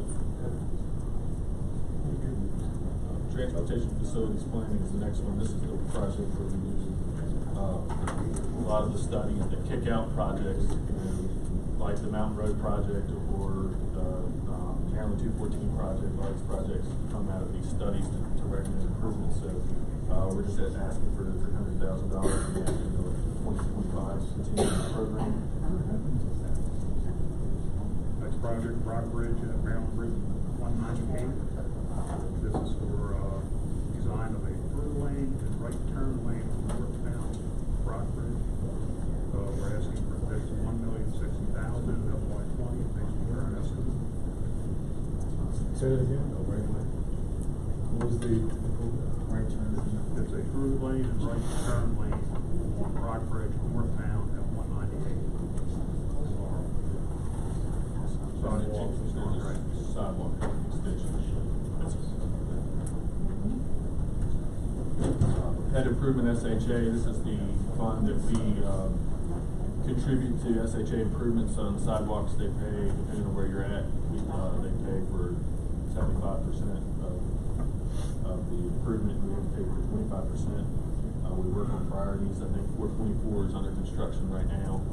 Sidewalks near the school, and we're working on 214, I think, for the next one. But this is, the state has about 23 million, maybe, I think, or maybe 13 million a year, or maybe not, maybe the whole program. But anyway, it's a limited fund that the state has to do sidewalk improvements across the state, and so this is our kind of matching money, and we kind of accumulate it as, and they give us a project or two every year or two, and that's how we work with the state right now. Next project, Oakton Bridge Streets. We have a refined cost estimate, and we're recommending a de-appropriation of $2.4 million based on current estimate. 700 PidNet, this is the LDC money for pedestrian improvements in this area. We work with the LDC to set the priority. Again, this is just requesting funds in the continuing the program for 500,000 a year. Hanover Road corridor improvements. Again, we have refined cost estimates as we progress through schematic design. We're recommending a reduction in FY20 of $3.966 million, and then the funding shown in FY 2021 is for a 2-lane versus a 4-lane construction, and there's still $5.128 million unfunded.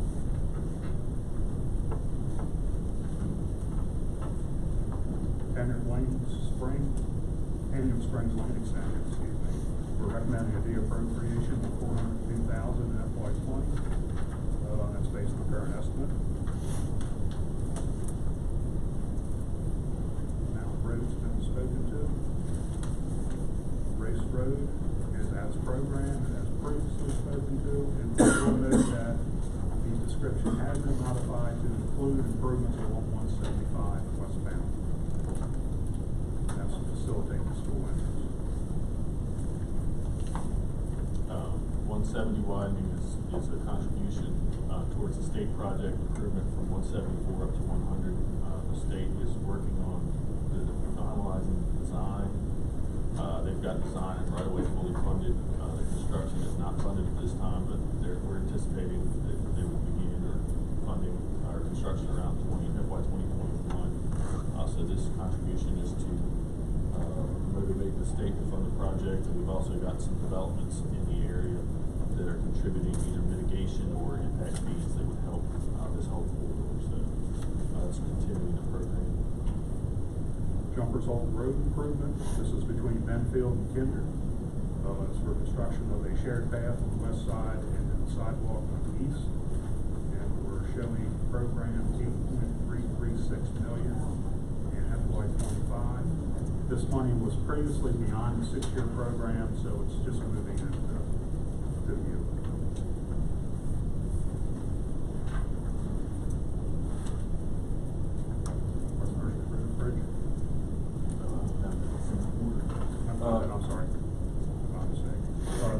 Road resurfacing, it's a multi-year.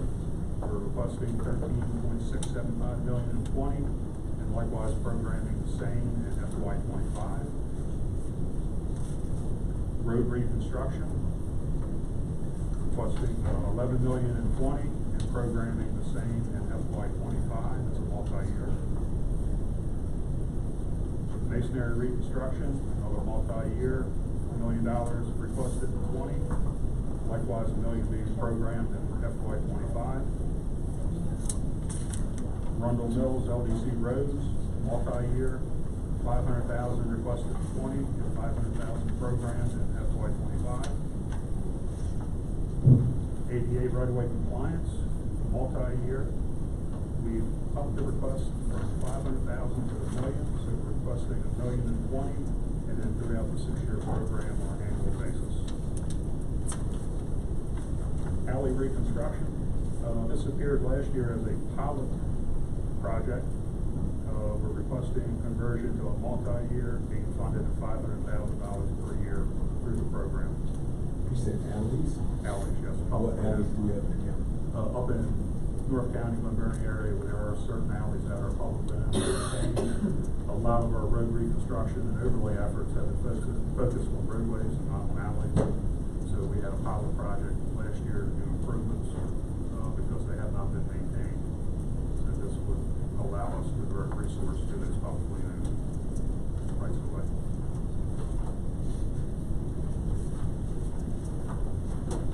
Major bridge rehab. This is another multi-year project. It was previously funded at $400,000 per year. We're asking to increase to $700,000 starting in FY '20 through the program. Highway safety improvements. Again, another multi-year program that was previously funded at $350,000. We're requesting that it be increased to $650,000 annually through the program. Magpie Bridge Road at the Magpie River. This is a bridge reconstruction. We're asking for an additional $1,054,000 based on current estimates. We're currently at construction documents. Chesterfield Road Bridge. We're recommending a de-appropriation of $73,000 based on actual cost. Project's complete. Harwood Road Bridge at Stockage Run. We're requesting an additional $360,000 based on the current cost estimate. We're approximately 60% design. Wason Road at Davidsville, another bridge rehab. We're in the bid and award phase, and we're asking for $285,000 based on current estimate. O'Connor Road at Deep Run, another bridge. We're asking for $97,000 in FY '20 and then deferring construction to FY '21 based on current estimate and current schedule. The $97,000 represents a design increase. Polling House Bridge at Rock Branch as programmed. Rock Bridge Road at the Hudson River. We defer construction to FY '21 based on current schedule and request an additional $221,000. Excuse me, we're splitting the funding at $221 in FY '20 and then deferring the balance to FY '21. Maryland 214 to Lock Haven. This project came out of the Recon Park study. They're doing kind of park master planning out there on the Mayo Peninsula. The project identified some needs at Lock Haven, so this is going to improve that intersection. However, we're currently doing the 214 study from 468 East to look more comprehensively, not just at the immediate needs, but also the kind of long-term needs with the kind of ultimate build out of the peninsula. So this project may morph a little bit, but right now, this is based off the Recon Parks study need identified. We might be back next year with a change. We've got public meetings to have through the process, but this would get us at least started. And then road capacity placeholder. Again, this is where we've got, a lot of needs out there for capacity improvements. We're gonna step back and kind of analyze and prioritize all of them to look at making more efficient choices with our money. So we kind of reserved $10 million in these out years, and we're gonna use that money, just make sure we still have that money, don't allocate it away, and be able to get some more capacity improvement projects. So you're asking us just to kind of hold 10 million and $10 come up with million a year. projects? Right, and then we would go through a more comprehensive process. That started to sound like libraries. This is the same concept as the fire, police, funding placeholder, not really. the fire station placeholder, and, those are the two models that this is modeling. And this is the segue to page 9 of 13 of the project class A. Yeah, well, when you evaluate it, many of these capacity issues that are on the county element of transportation are choked by the state version of the Connect. So if the state's not gonna do anything, I'd be concerned us spending, there needs to be reason to do ours and not theirs. Because if they're not gonna do it, we may not. Actually, let's So go I mean, to I'm page just, 9 of 13. I don't wanna get into the detail of them, but I'm just saying, they go together, not separately. Absolutely, right. And that's kind of the point, that we're Right. the direction that we're trying to. So what usually happens is that when we are able to come to the state as a partner, then that's kind of the motivating factor for them to kind of move a little bit more aggressively in helping us to mitigate some of the issues we have. So I guess, in some of the unfunded requests that I think Kurt is bringing up, these are some areas where there is, in some cases it's local, just specific to the county, but then in some cases like your Maryland 2, your Maryland 3, those have significant impacts to the county overall. So the more that we're investing into these particular corridors, then the more we can kind of approach them and say, hey, we're putting investments into this, and you guys need to be just as vigilant as we are. Oh, I know you know the roads issues. My coffee buddy, ex-councilman Nick Ladd, has bent your ear enough on roads. But I'm sure he understood also that the state is the big issue of traversing our county. They're the big, every time I run into a bad road, it's the state number. And what we're competing against is other counties for those funds. And Howard County put in $15 million to get their 32 project. So unfortunately, we're gonna have to either get the state to fund the project or either do some pieces ourselves. And hopefully the idea is to leverage our funds and get more state funds by putting some funds into it. How well that works, I guess, will be determined. All right, and that is basically let's step back and look at our needs here that are expressed in the form of these unfunded requests. Look at where the choke points are. The state is, these guys can elaborate on it better, is actively looking at, what, the Route 2, Route 30, they're on the state's top 15 list of congested roadways. They recognize the problem and are. And they have a study ongoing. Studying it actively and right been in now. communication with the previous executives. 97 on the 3 to 50.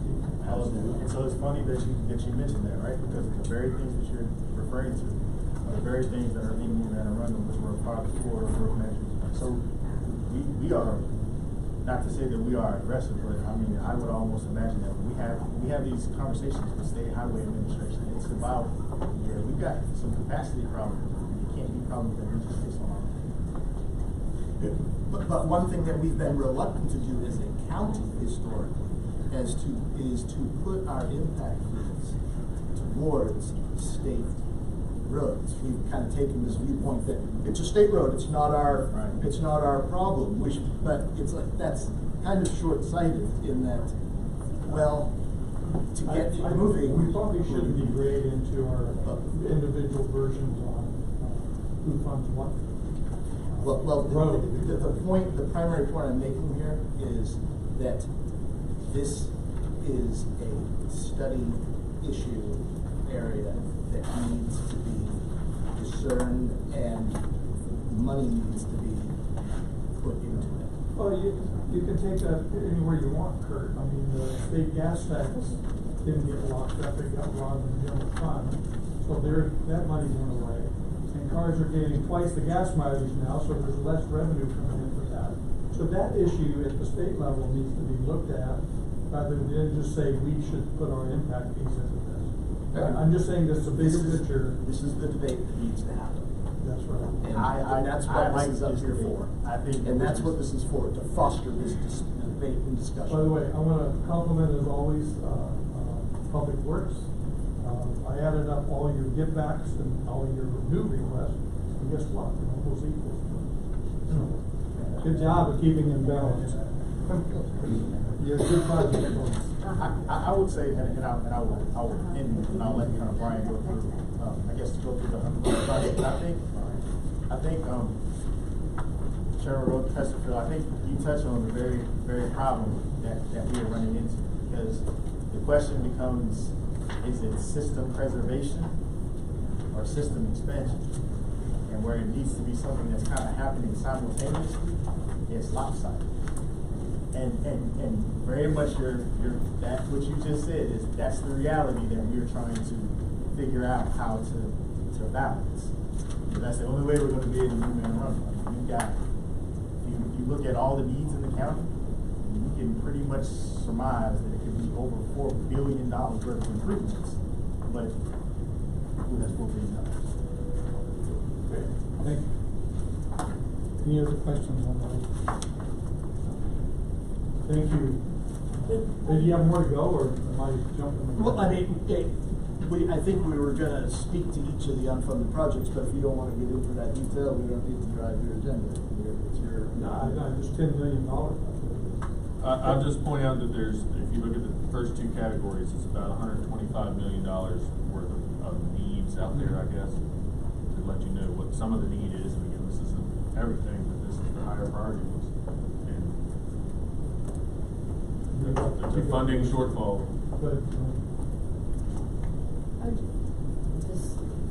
Yes, ma'am. This Andover Road reconstruction, that's a bad situation. But I see here, you have indicated that pavement management are there other issues? I mean, that little road. There's a lot of issues. It has a terrific amount of traffic, and it's dangerous. You know, it's hills and cars, as short as it is, going into the hotel district at the airport.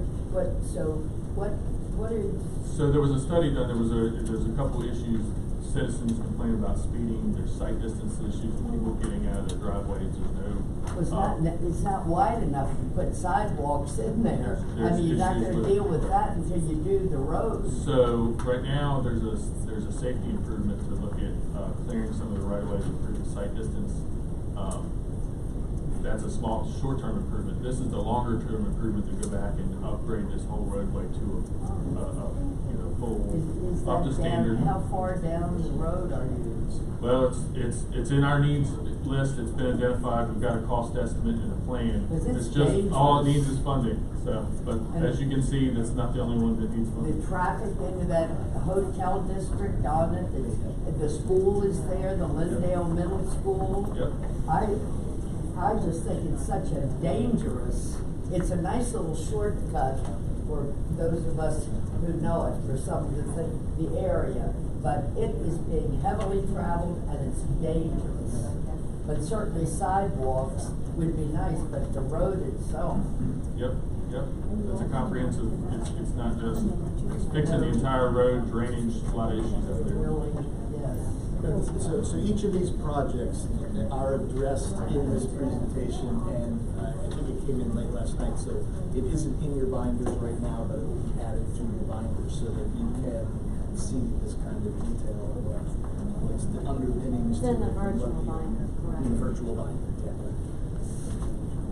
Is there any other questions? We need to go into any other detail. We're always available for your questions. All right, so this covers both roads and bridges and transportation. Covers both. What wasn't addressed is on the general county side, there are some DPW highways requests on the general county side. So we need to go schedule. Well, our agenda had Great Africa and these two. Does that change? That's what we just did with That's what. Bruce. That's my question. Yeah, roads and bridges. We're done. Transportation, all else, we're done through that. General county class DPW is the next thing. I'm looking at the Second half. Second half. I'm looking at the detail sheet that planning and zoning said. I don't have the agenda. It's right here. It's the second half of that 10-15 slot. See there, Kurt? Yeah, that's what I was referring to. So this, that's the map. I don't know what they're doing. We had a schedule that was maybe more detailed. I'm just trying to follow that. Okay. So that's what it is. So we're gonna bring up,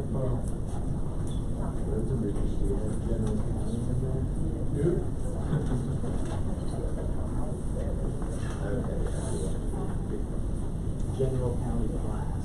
These folks, the folks in the room, from DPW, can speak to the general county class projects. all right, thank you, Ramon. Thank you. Just didn't get Bring them up. it in your agenda, I'm sorry. Why don't you, There's just a couple projects to be spoken to, and I think Bruce is gonna handle it.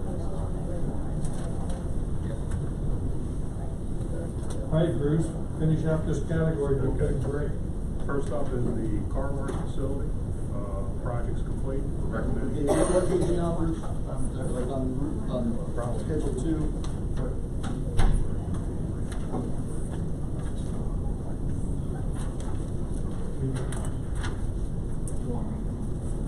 So on page 2 of 27. Near the top of the page, fourth one down, maybe. Yep. Car wash facility, project's complete, recommending a de-appropriation of $142,000. Next one is additional salt storage capacity. We are programming requests in FY 22 and 24, $850,000 apiece. And it's for additional salt storage at Dover Road, Friendship, and Davisonville. I believe that was all the funding requests. Where are these locations? Dover Road, Friendship, and Davisonville. In that order on here? I'm uncertain of the priority. Yes. That's new, they come out of some study or something? It was previously in the program, it was removed under the last administration. And it's basically I thought we due talked to about it last year or year before. national, I think it's the national recommendation of capacities. I missed mine.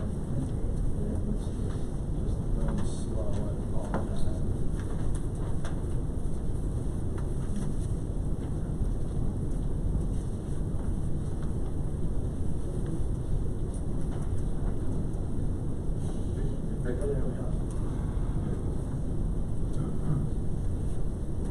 So it's the same thing we talked about 2 years ago? Yes, and I believe you recommended it. This was just pulled out at the last minute of last year's budget process.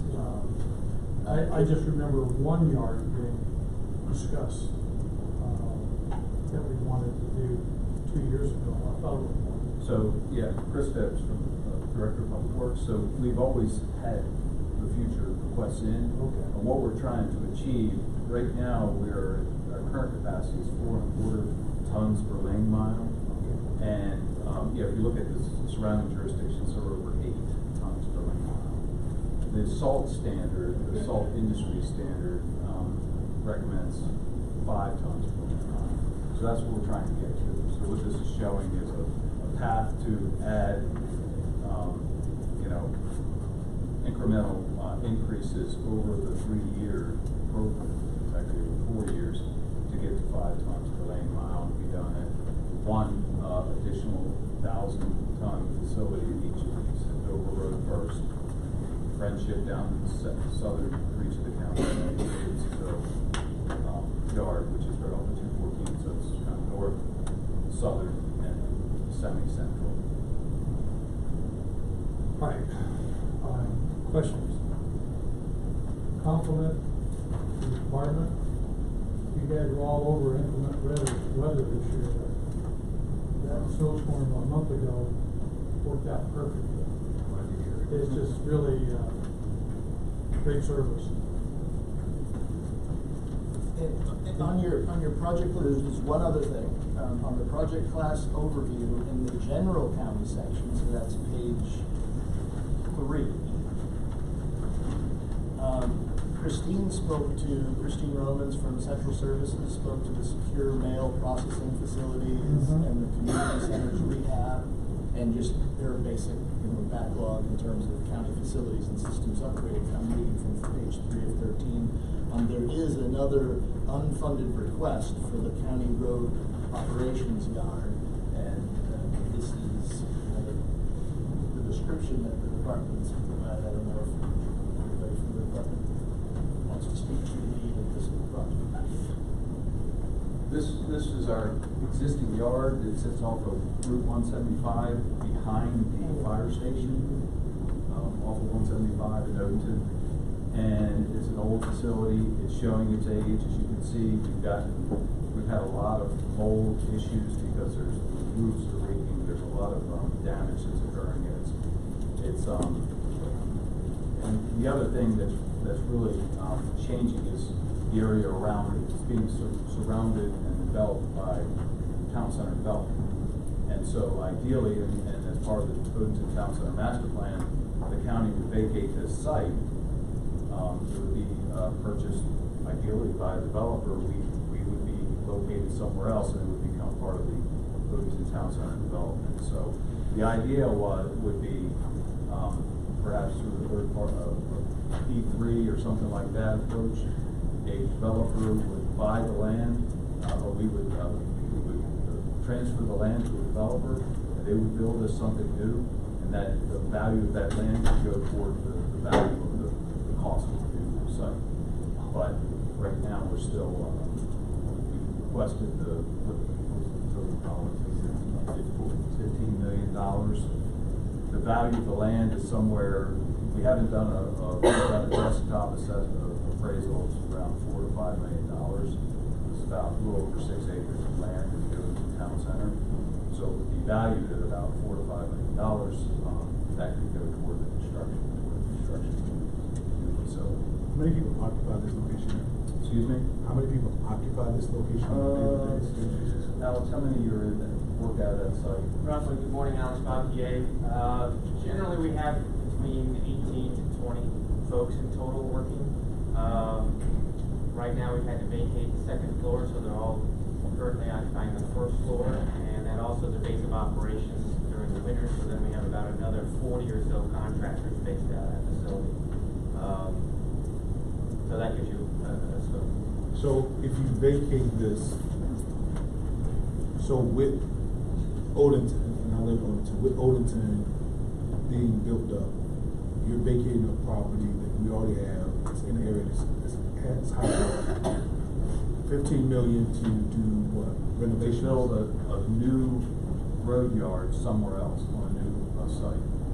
You have a site? We're looking at, we hired, we did a study, a feasibility study, to look at any and all potential properties that would accommodate about a 10-acre site is what we'd be looking at. Ideally, already in public ownership. And one of the site that actually emerged as probably the best would be a portion of the land behind the admin building, which is off of Burns Crossing Road. Did you have a continuation of the? Yeah, I'm just 15. I think we talked about this this is conversation from previous, that we have something that we own. You're saying that we're putting 15 billion in repairing it, and we're going. No, it'd be 15 million for a whole new site. We would vacate this site. A developer would purchase it from the county, and we would take those proceeds from that purchase, and it would supplement this $15 million project, so perhaps the county would pay $10 million, $5 million from the proceeds. According to the plan, the Overton master plan, I mean, the utilization of that property for a road yard is not, doesn't really fit well with the plan. A much higher use value could be applied. Long term, that plant is supposed to be Yes. in the master plan. And in fact, we're reluctant to put money into fixing it up because of the longer term plan to vacate it. So this is just identifying that we've got this $15 million, possibly, offset by, the sale of from the sale of the property, but it's an unfunded need at this point. So you're talking about $15 million for a new facility. That's 6 acres, you said? Yeah, that's right. And the new facility, you're looking for 10? We're looking at 10. So if you, I guess, if you don't use already owned property, now you're talking about acquisition. Right. On top of the $15 million. Right. And so, yeah, I'm with you now. What would it take to redo it right where it's at? I don't know. I can't guess. Less than 15? Perhaps. But we are somewhat site constrained because the county's been growing. We haven't had any the last new yard we built was the one in Davidsonville, and that was 20 years ago. The county's road miles have continued to increase. We need more contractors to support these snow events, storm events. So 6 acres is actually pretty tight for us. There's material storage, you've got trucks in and out, backing up, and this is a new high-rise, high-density residential facility, and they've actually complained quite a bit about the noise and disruption that this yard creates to them. And as Kurt said, I know that we were there first, but they came in, but if you think about it, this is the whole master plan anticipated that this was the wrong utilization for that site, and that we should move to make the master plan successful. Any additional questions?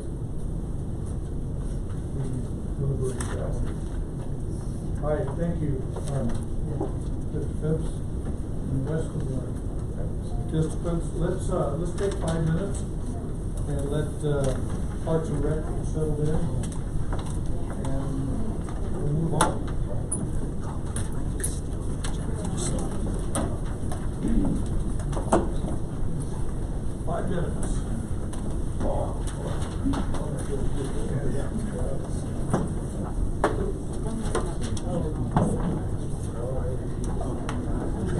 There you go.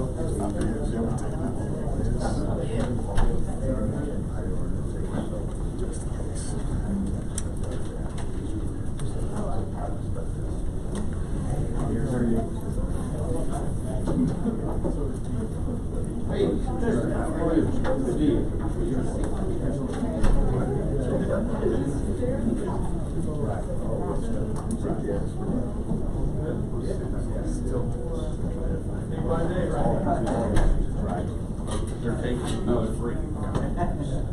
They're for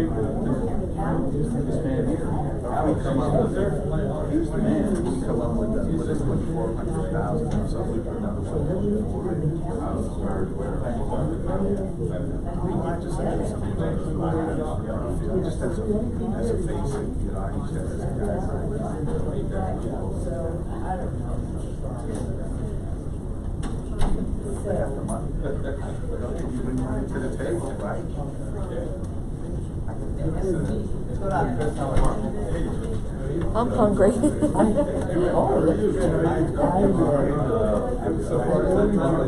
Did you? I ordered it. They just came Monday.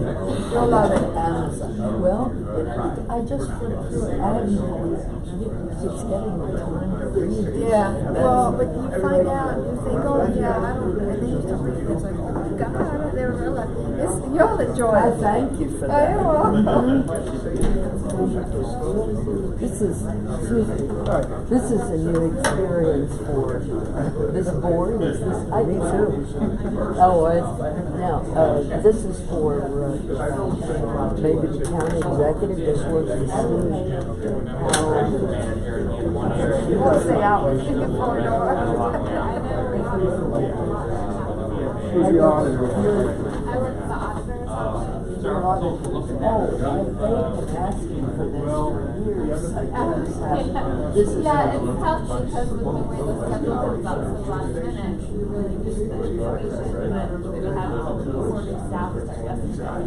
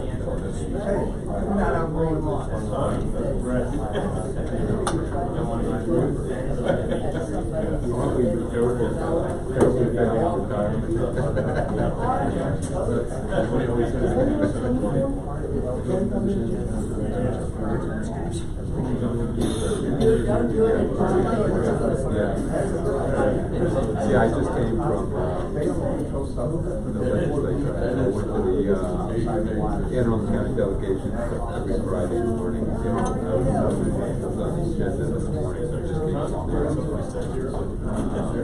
And at 11 we have a call.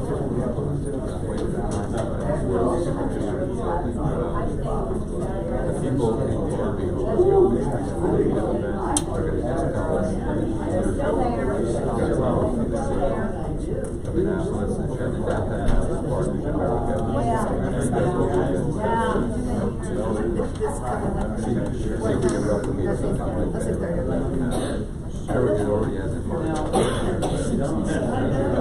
Eric Evans is he's the guy who's first Sunday when they go to West Street. Wednesday on the Stars, Saturday on the Stars. So he's done all the West Street Chocolate Festival, all that stuff. He's been really trying to he's now also he's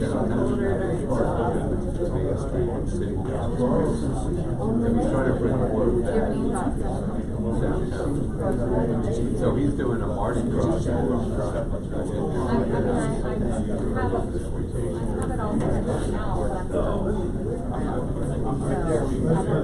Only, I think, probably just that mark, I don't know if it's like this, just that market. Yeah, that, we're Federal House, yeah, just that. Right, so this would be like on a Saturday afternoon. We'll see. Have you been to that? How'd you put Barbara? Just hanging in there. About another month or so. I think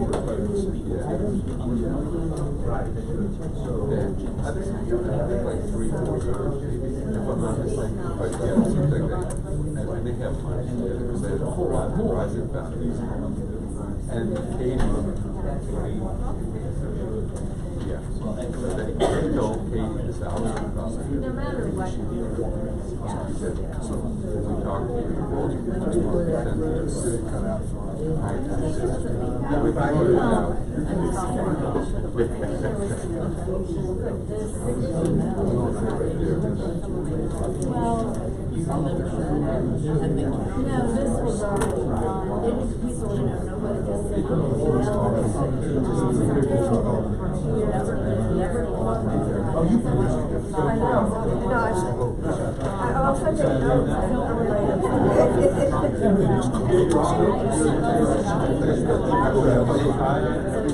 Civil service, because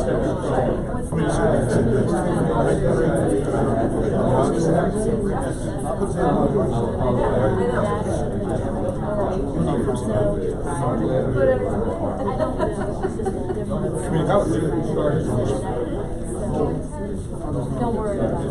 Yeah, like I was trying to figure coming up, because I know Rick. All right, ladies and gentlemen, I think we're all back together from our 10-minute, 5-minute break. I'd like to resume the meeting, and we're at Parks and Rec, and Mr. Anthony and team, it's good to see you again, as always. And so the floor is yours. Well, again, thank you. Here we are again, and welcome to see some new faces there. My name is Rick Anthony. I've been the director here for about 9 years now. We certainly have a great team. Our team has grown a little bit, and I would like to introduce a few people, if you wouldn't mind. Obviously, this is a familiar face here, Mr. Ken Alvin, who is our Chief of Capital Projects. He'll be doing most of the talking, thankfully, today. But also in the back, I have one of our newest members, our Deputy Director, Dave Smalley. And he's actually been doing quite a bit of work on the rec side now that Speaker Bush has retired officially.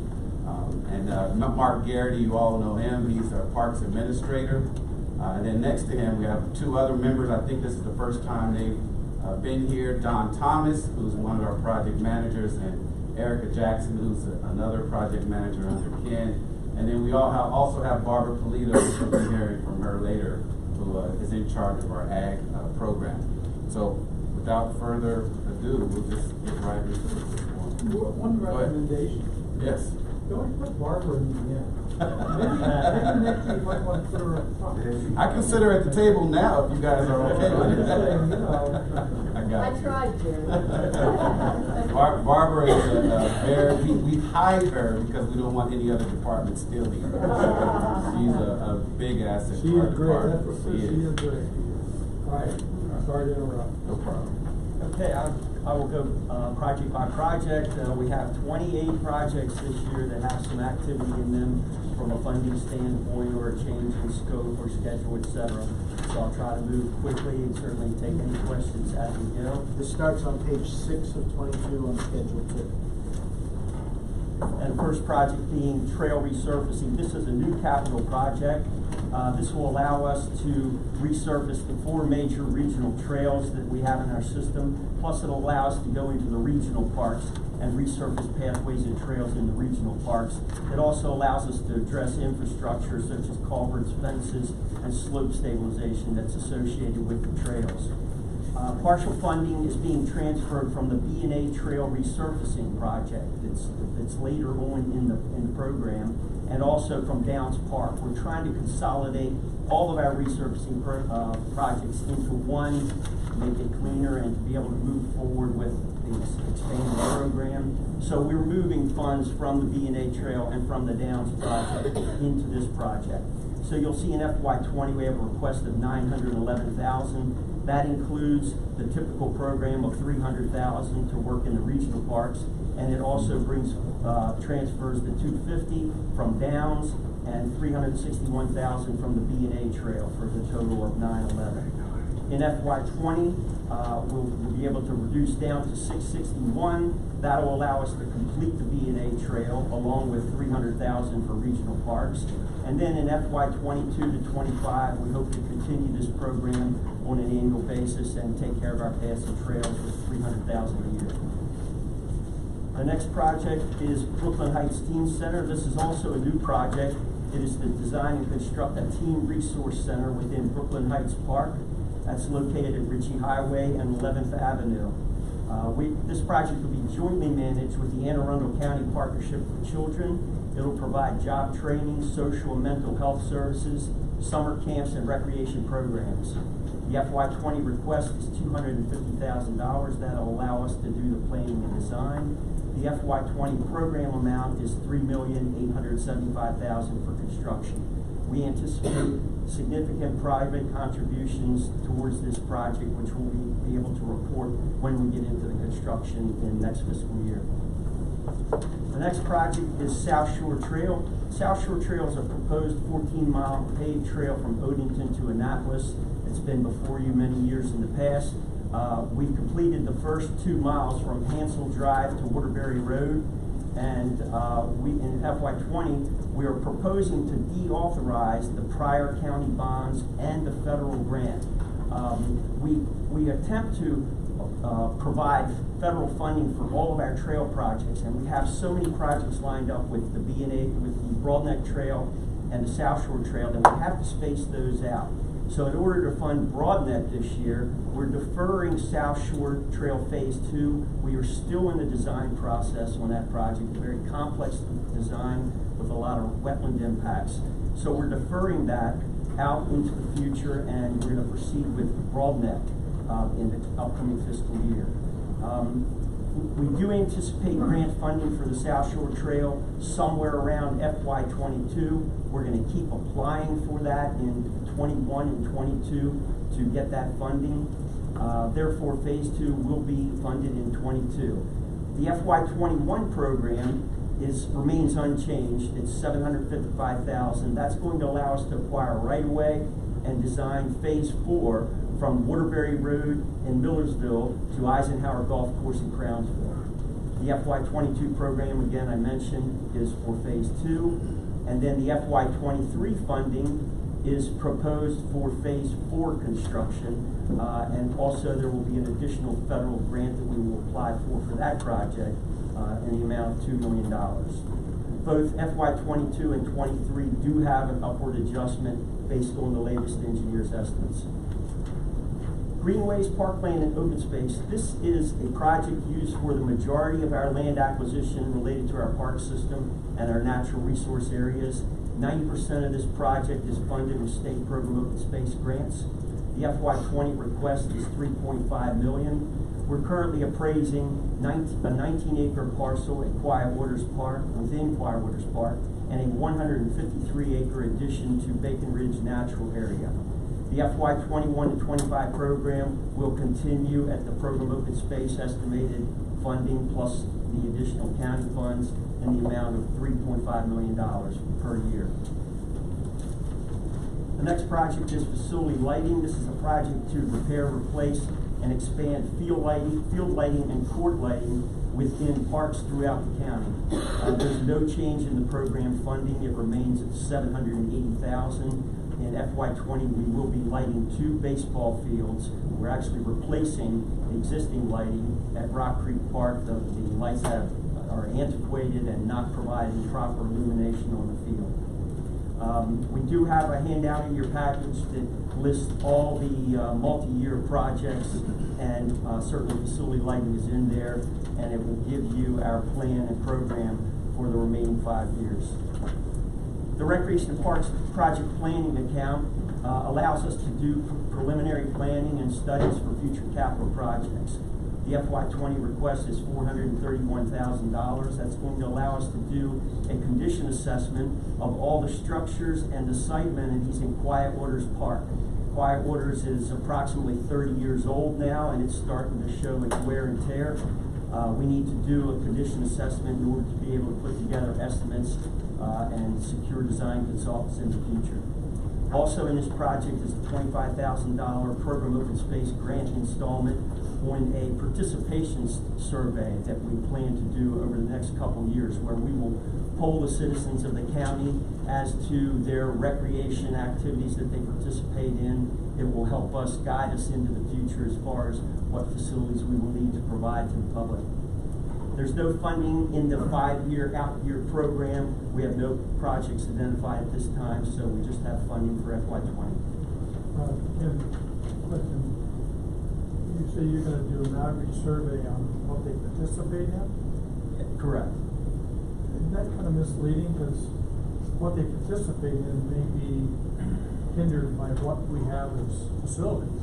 That's absolutely true. And you just finished a survey 2 years ago, or last year, or whatever it was, so we just went through. Yes, we have done on some what they in-house want, surveys. so I don't. It's both. I don't quite get the potential there. This is a plan that we have to do every 5 years. Right. And we haven't had a significant survey in a while. So even though it does capture what we currently are doing, it also will include other amenities that we think the public may be interested in. So it gives us a snapshot of what the citizens are wanting, requesting, some of their big vision ideas for the department, which helps us kind of direct a little bit of our planning. And it's also a statistical we can talk about it later. I analysis. still don't get the difference between what you just did for your 10-year plan. Yeah, that was kind of a broad stroke, you know. Wow, pretty detailed. We went through it, beat it up pretty good. I assure you, you'll see a lot more detail in this. It's a statistical analysis. It'll give us a lot of statistical data on how many participants there are in lacrosse, football, soccer, water access activities. It'll do the whole gamut of what we provide, and I think you'll see that it'll be a good addition to the long-range plan.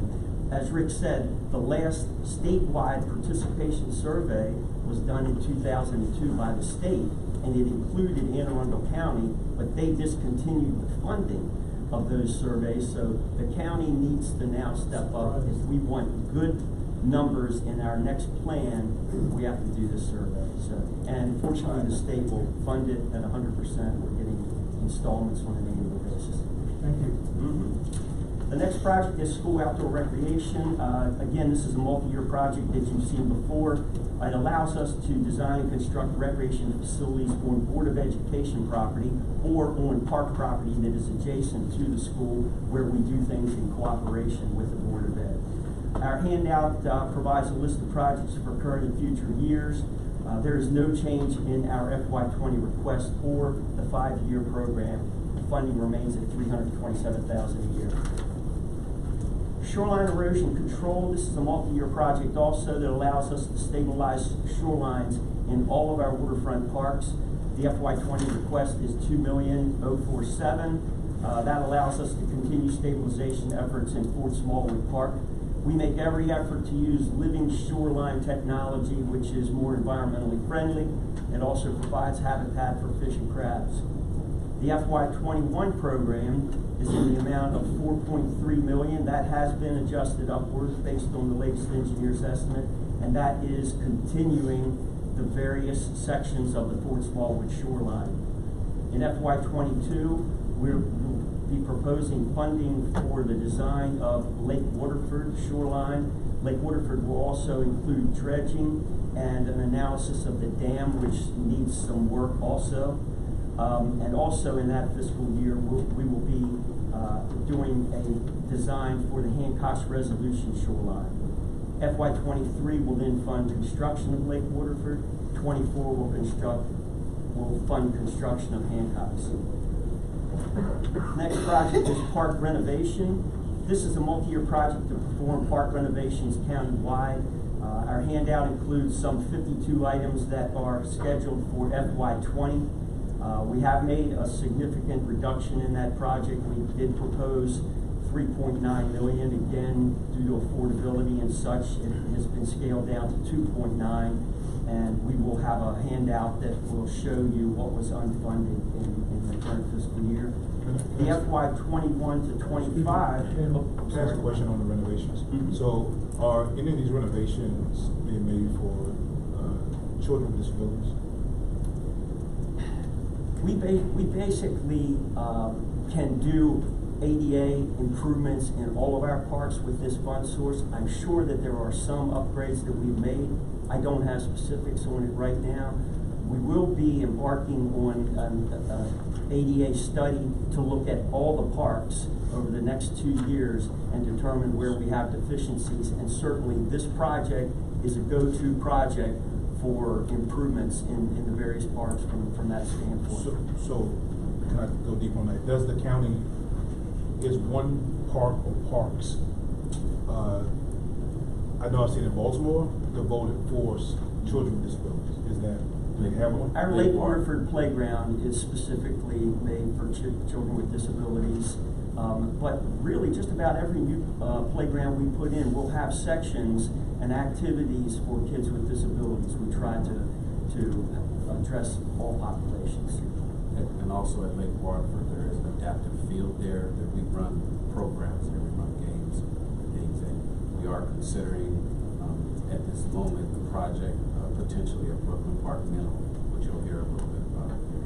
Potentially could have an adaptive field here also. With Anne Arundel having so much water property, access to the bay and all that, what has the impact, financial impact, made on all this parkland and what have you, as a result of the debris from the Susquehanna River flooding it through the Conowinga Dam down the bay? I mean, has that been a financial impact on you? The debris? Yeah, great question. Absolutely, it has been a burden on our department, and this is why this account is so important to us, because, and Mark Garrity can attest to, when we have those events, and I think this year there were 2 or 3 unplanned, this account, Park Rental, really takes a beating. So you can imagine just all of our projects that we have planned to do, but all of a sudden we get something that's unexpected. That's what I was wondering. Exactly. If we can detect what impact, that financial impact has made, you've had to delay or? Yeah, we pay for it out of here. I don't know, Mark, can you think of the numbers that we had to spend just at Fort Smallwood? We use a rental. Yeah, we pay for it. On the capital side or the operational side? Capital side. Yeah, I would think there would be.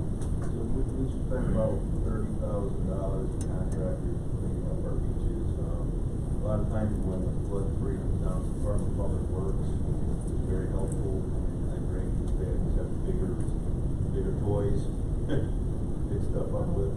I would have anticipated it might have been more, the erosion, causing erosion or what have you. But anyway, just a. I can try to get you some of those numbers. You know, it's just something that seems to be a problem that's not going to end. Right, exactly. I mean, they're in Pennsylvania, and, you know, that's the state, I know.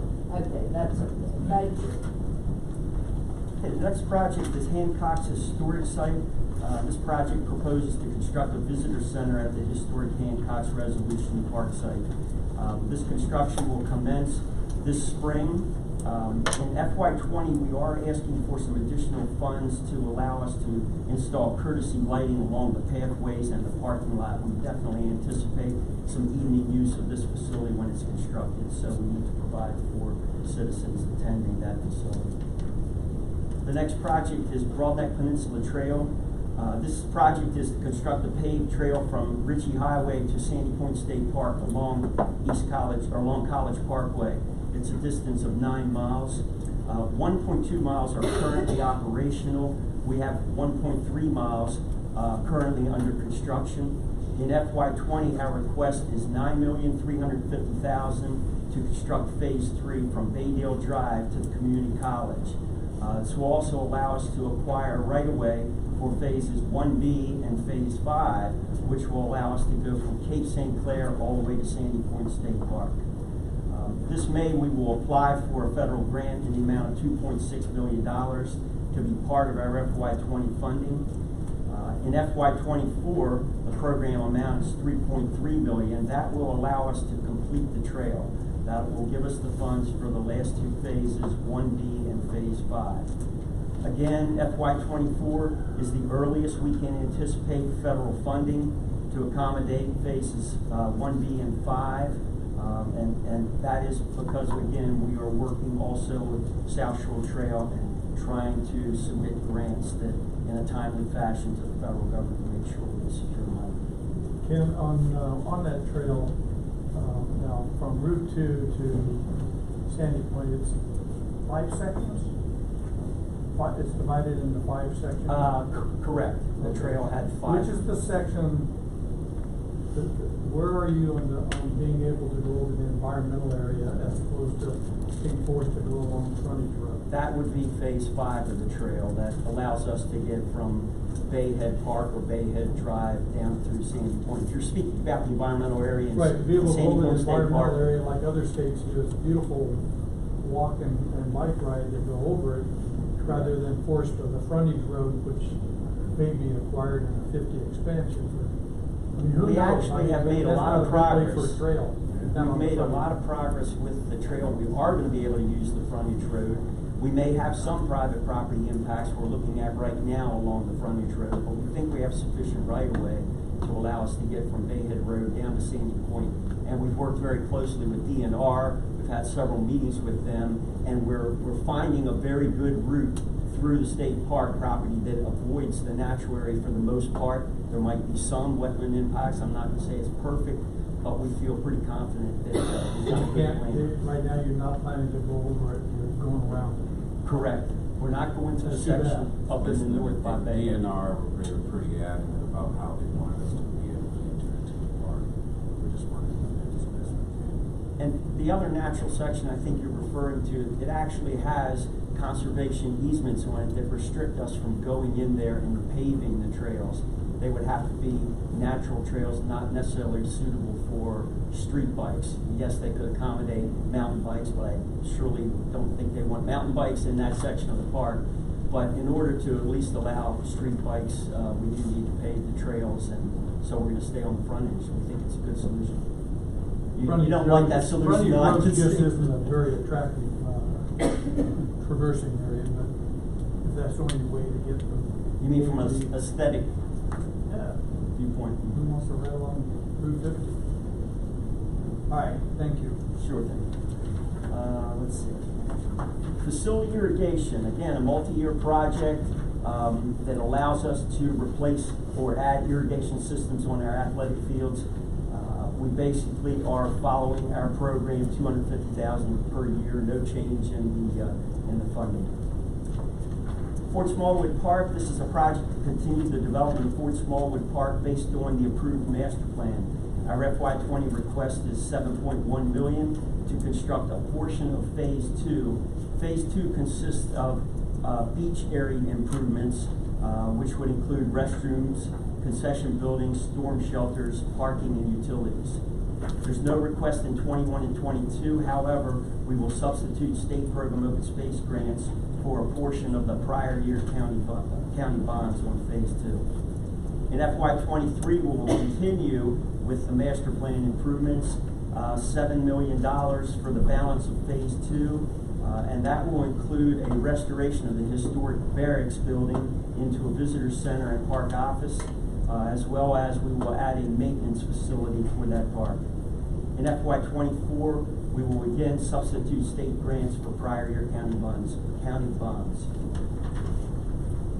The next project is Arundel Swim Center. We have no change in the FY20 request nor the FY21 program. We're continuing with renovations at the swim center. Again, a 30-year-old facility that just needs some major facelifting. The next project is turf fields and regional parks. We've recently completed 2 turf fields at Bell Branch Park, but we do need additional parking at this site. We're planning on relocating the dog park that is next to the turf fields into another section of the park and then add parking immediately at the turf field site. We have a request for funding in FY21 that will allow us to construct the parking lot and the dog park. We have enough funds on the books to do the design of those 2 facilities, and we'll proceed in that manner in FY20. And with that, the goals of this project are fulfilled. Correct. There will be no future requests for turf fields and regional parks. Northwest Area Parks. This is a project that funds improvements to 7 parks within the vicinity of the Maryland Live Casino. We get significant funds from the video lottery terminal activity at the casino on an annual basis, and this project is fully funded with those video lottery terminal funds. The request is $1.2 million. The funds are administered by the Local Development Council, and we do have a detailed list of those projects which we can provide if we don't already have those. Future funding is undetermined at this point. We work with the Local Development Council on an annual basis to determine where we're going in the future and how much money is available. The next project is Millersville Park Tennis Center. This project is to design and construct an indoor and outdoor tennis complex within the 33-acre Millersville Park site on Millersville Road. The FY20 request is consistent with our program. The construction funds are to come forward in FY20 at $7.1 million. We have $4.9 million in program open space grants on this project. $4.1 million are already approved by the State Board of Public Works. The indoor courts are to be constructed by the Tennis Alliance of Anne Arundel County. They're a non-profit 501(c)(3) organization. We are working on a long-term lease to engage the Alliance for the future design or future construction of the facility. So that'll go forward as long as they commit funds? Correct. The project will move forward with the funding for the indoor facility, and they are in fundraising efforts currently.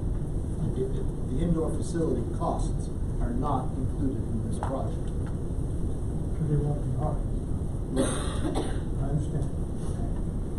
We agreed, I think, that if they didn't raise the money, we weren't going to do it. The language right now says if they fail to raise the funds, that the county could shift their focus on the indoor only, and we would not do the outdoor. That could be a future phase.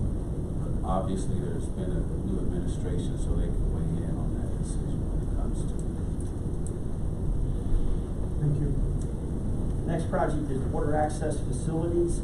This project is to provide water access opportunities in existing county parks, primarily for car-top boats, but also shoreline and pier improvements for fishing and crabbing. Projects are determined with input from the Water Access Commission. Funding continues unchanged at $269,000 per year from FY20 through FY25.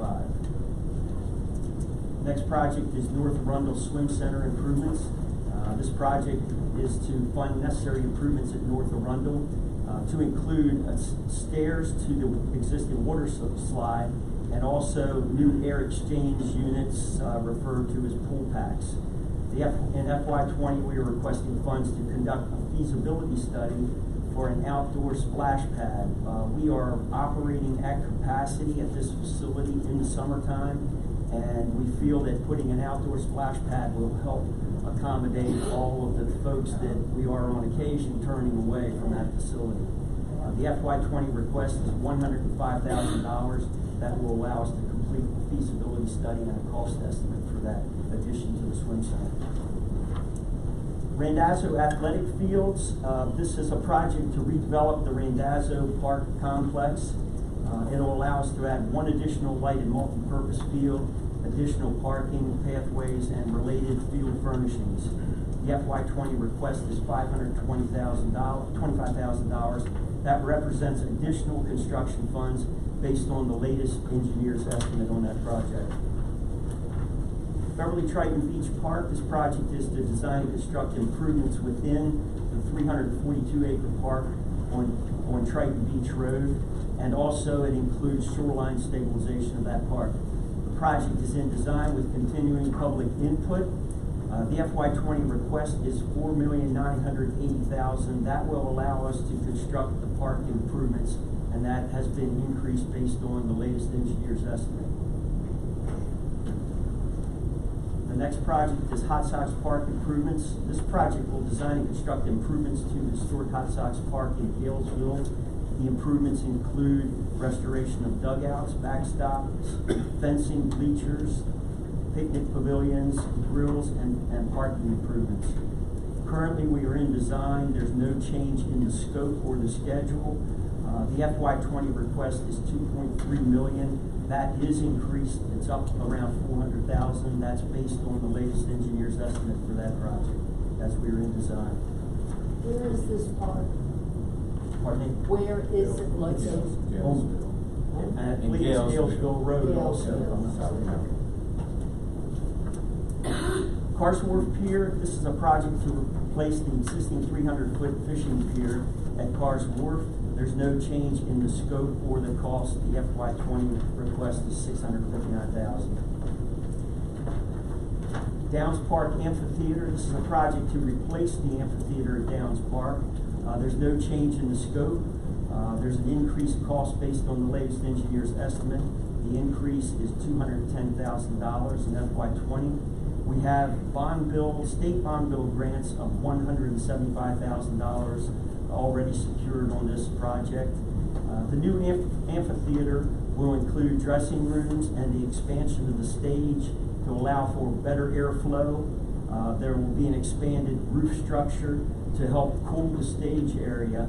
Part of our problems in the past with securing musical groups has been the heat on that stage, and some of them have turned us down and been unwilling to perform, and so we're trying to make improvements to that facility which basically needed a major overhaul, and decision was made to replace it. And again, we thank Joe Mayer, who was very involved in the inception of the project and helping me with donation of some preliminary design efforts on that project. The next project is Odenton Park improvements. This project is located on Strawberry Lake Way. The improvements will include a new softball field, additional parking, which is the primary focus, the parking. It also will relocate a basketball court and allow for a softball field to be installed. We're also going to run public utilities to this site. The project is currently in design. The FY20 request is $3.5 million for construction. It has been adjusted upward based on the latest engineer's estimate. Now that's near the library, right? Is that where that one is? No, I think this is that area out in front of the library is just someplace else. No, this is not near the library. This is in the community a little bit down the road from there. It's not a library. Off of Wall Chapel Road. Yeah, oh, okay, all right. All right, thank you. Glenburnie Ice Rink is the next project. This will design and construct upgrades to the existing ice rink. We have a need for repairs to the concrete pad, and the ice making equipment definitely needs to be replaced. There's no change in the scope or the cost. $632,000 in FY20. Next project, London Town parking expansion. This will design and construct additional gravel parking at London Town. Also will include stormwater management and walkways to the visitor center. The request in FY20 is $575,000. There's a slight increase in the budget request based on the latest engineer's estimate. The last project we have is Brooklyn Park Complex. This project is a partnership with the Cal Ripken Senior Foundation to construct a state-of-the-art facility behind Brooklyn Park Middle School. Facilities will include synthetic turf multipurpose field, 2 synthetic turf softball fields, a track and field facility, and an adaptive recreation baseball field for special needs athletes, and a new concession restroom building. The Ripken Foundation is recognized nationwide. We've done work with them in the past at Bates Heritage Park. They helped us construct and design and construct the synthetic turf field at Bates Heritage in conjunction with the Boys and Girls Club. Ripken focuses on adaptive type facilities and also doing facilities in areas where we have youth at risk, high population areas, low income areas, so they have a tremendous development plan, and we love every opportunity we get to work with them. They are a special group of folks. The FY21 program amount is $6 million for construction. We are pursuing a state bond bill this year for $250,000. Ripken is currently working on private contributions. We expect to see more money come in private contributions. They've already committed $250,000, so we're looking forward to getting that moving. And we are currently in design on that facility. Just signed a contract recently with the Ripken Foundation. Thanks, Kurt. I hear you mentioned the Ripken Foundation. That interests me. Do you try to utilize the foundations maybe for some financial support in different areas in the recreation area? Have you accessed their funds? Are you specific to just Cal Ripken? Those foundations. Different ones. Yeah, London Town Foundation, we work together with them, but also Community Foundation originally was part of this project, and I know they had a change of leadership there, but we also, I guess the county has a formal agreement now, so we will be looking, forward and potentially other opportunities where we can partner for those. That's a good point. And even on this particular, they are. And even on this particular project, there's still opportunity for other folks who may be interested. And that's really needed in this area, the Brooklyn area. Absolutely. If you can find any land to put it on. We're using the school site, so it'll be enough. I see that as a real potential private foundations for low income, high risk, at risk kids. Thank you. What about isn't there another page, 8 of 27? Yeah, page 8 of 27 dovetails in with page 7 of 13 in the project class overview. So if you go to the project class overview, that lists unfunded requests. That's right. They managed to get 85 million unfunded requests. We had a pretty big aggressive budget submission.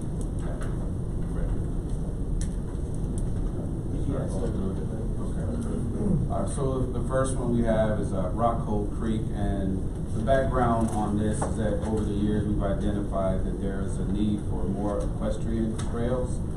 We actually have a citizens equestrian council that was recently formed under the last administration, and so they were looking countywide to improve some of our amenities for equestrian use. This park, Rockhole Creek, is a park that's in South County. It's a little more than 100 acres. It's currently being used for dredge, spoils, and also for replanting through our Department of IMP. But we had no long-term vision for the park, so this was going to begin to design a very passive equestrian trail park. We worked with the committee, and they had an idea conceptually of what they would like to see. It's not a show rink, we're not boarding horses, but simply where someone could drive with their trailer and be able to ride the horses in that area. Aquatic centers, west and south. This was something that the previous administration was really high on their priorities. We entered in a feasibility study last year to identify potentially land, both land that we owned and land that was in private ownership, to develop a new swim center. Even though it says west and south, we are really focused right now on the West County area. We know that has been identified as a big area of need, both in our long-range plan and obviously with the population, the development that's going on there. So that those funds were to begin some design. We will continue to study. We're bringing the new administration up to speed, so that we're just taking a little time to study the sites a little bit more, but our intention is to reintroduce this at some point in the future. And that's the same with Cecil Avenue Ranger Station. We just finished a major component of the South Shore Trail. That rehab of that station was towards some public amenities, restrooms and things like that. But again, we have time to explore that in the future. Peninsula Park expansion. This has been a difficult project. It's been on the book for a number of years. And quite frankly, I think the cost is one of the things that have been difficult for us to overcome. The park sorely needs parking. Historically, we know that there's issues there with overcrowding. We have put some money, again, out of our park renovation account and improving as best we can some of the field spaces and some of the parking that were just temporary. But unfortunately, we feel like this project will have to, again, get some future consideration to really address the big need there, and that is sufficient parking. Dairy Farm, again, another very complicated project for us over the years. I'm sure some of you are familiar with the challenges there dealing with the Navy. We've made some progress in hopes of maybe acquiring some of the land so that whoever is in charge at that time can realize the vision of the property. So we're not ready yet for any capital project. I can tell you the administration is working diligently and contacting the Navy to see if we can extend the terms of the lease or relax some of the restrictions that they have on us. We will put together a citizens committee fairly soon and begin to regroup that potentially for a new vision of the park. And again, as we continue to work with the Navy to find out if we're able to make this financially feasible for the county. Boat ramp development, we are still passionate about water access. One of the challenges we have at the current time is the sites. So we have put a little bit of a pause, and we have sent out letters to current marina owners to explore any potential partnership with the county. Once we evaluate all of those responses, we'll look at what the potential is for a partnership along with the sites that we currently have studied, and then we'll decide on the next best place to propose a ramp, and we'll move forward in that direction instead of just having all of the money funded in each year. We'll identify a very specific project and reintroduce that project at the appropriate time. Multi-year recurring projects, park renovation, I already spoke to that. This is a project that's near and dear to us, and we're hoping that we can continue to advocate for an increase in the future. And speaking to some of the reasons why park renovation is important is we have a big demand for pickleball. We're converting a lot of pickleball courts, a lot of tennis courts into pickleball courts, and currently there's no standalone project for that. So what we have to do, we do it out of park rental, which is again more pressures on that account. And the same with dog parks countywide. As the pressures and demands continue to come, we do the best we can with what we have. So these particular projects were to try to address and relieve some of the pressures on the park rental. So, go ahead. A couple questions. Comment. The facilities you have, I've been a resident of Anne Arundel County for like 14 years. Till probably 2 years ago, I started to realize what kind of facilities we had in the county. To read what you just said, I guarantee you majority of the residents don't know that we have these facilities. So I would, a friendly amendment to, from a marketing perspective, I live in West County, and I'm not seeing a lot of park and rec. We have a couple trails in West County, over in Odenton. We have a couple parks. I see a lot of stuff in North County. But the conveyance to the West County residents, it does exist, would be a good thing to convey back to some of the residents in West County, so get some mailers out telling them some of these facilities you guys have is great. Sure. The second thing is the dog park piece. I know that this is a trend. I don't have a dog, but one of the things I think we need to, not to put an impedance on you, but also go to planning and talk about, as developers are developing these facilities and these areas, that they equivalent and put dog parks where people go. Because again, I don't own a dog, right? And I pay taxes to the county and to the state as well, but it should be a conveyance as developers developing. Sure. We should talk and try to convey that should be an add-on to the amenities of the residents of those actual developments. So again, do appreciate the work that you guys are doing. I'm astonished of the facilities as you guys reading just the ones you had. And I know you probably have more than those, but just as a friendly reminder, if you can just convey some of the other facilities down to some other residents that are fairly new to Anne Arundel County. Yeah. And I know what kind of facilities. That's a good one, very good point. And to your point for dog parks, they are building them in new communities now. A lot of them are obviously private for their residents, but that's a very good point that the developers could put these in as they build. Yes, sir. Question on the aquatic centers. That 57 million is a big number. Is that for one facility, two facilities? Yeah. So one center is approximately 25 to 30 million? Yeah, it's a very rough estimate. It depends on how we're going to use it. Right now, our vision is to try to have a competitive lane and a recreational component. Is that acquiring property also, or? It could be. There's several properties that we already own that we're looking at and ranking the top 5, but there is a property of interest that may be better suited to meet the needs of most of the West County residents a little bit better. So we're looking at potentially acquiring that. But that, if we do acquire it, it wouldn't be in this particular budget. It would be under our land acquisition or maintenance. The type of facility envisioned is significantly larger than what we have in North Arundel Aquatic Center. It would really cover the whole gamut of swim activities. And I think the price tag on North Arundel is around 12 to 13 million, just to give you an idea. So again, until we get into planning and work with all the stakeholders and decide what all is going to be involved in the facility, that price could go down. I think down quicker than we go up. Would be helpful for the board if that number was maybe broken down a little bit, so more we can digest it a little bit better. I'm assuming it doesn't include property. Any property acquisition will be no profit. That's usually the way you figure it. But might be a roads maintenance yard comes from town. I can tell you just already from the preliminary discussions we've had with the administration, the focus would be on 1 and not 2. So you'll see a significant change in that number as to come back. They did rank very well across a lot of uses, a lot of age group in your study. So they were, in my mind, what I consider, if you're going to spend money on the public, get as many people involved as you can.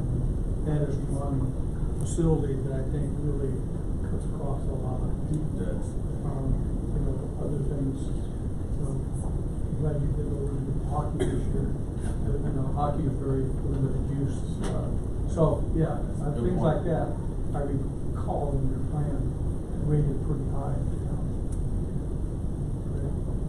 Any other questions? Joe? I have a self-serving comment.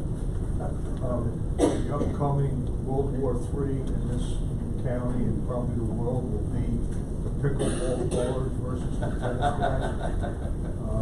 You see that coming? It's coming. I've witnessed a couple incidents, and I will also tell you that I played tennis at Louis Sport Fit on Saturdays and during the week I play at the Y. The Y has accommodated pickleballers, and I will tell you that there is lines all over the place, and it'd be nice if we had separate courts. I don't know if that's can fit the budget, but it's like serving into an Escher painting.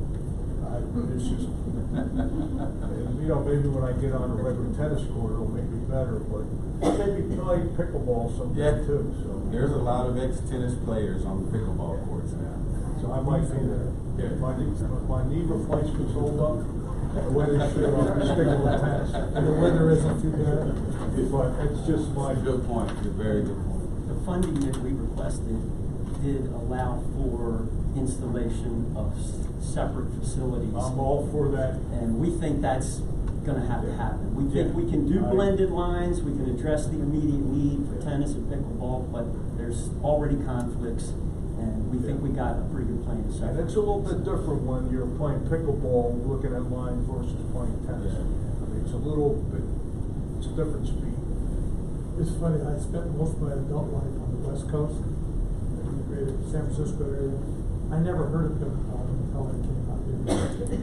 No, I didn't have a clue what it was. If you go down And south now of that I know what Florida, it you really is, see a lot. I still wish I did know what it was.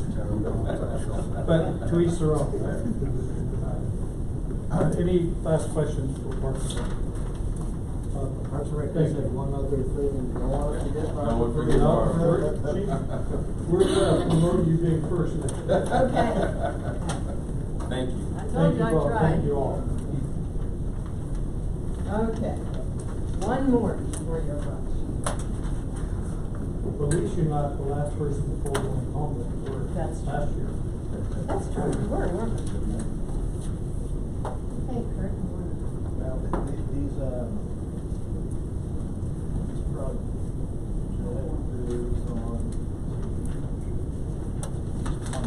on page 2 of 27, third one down.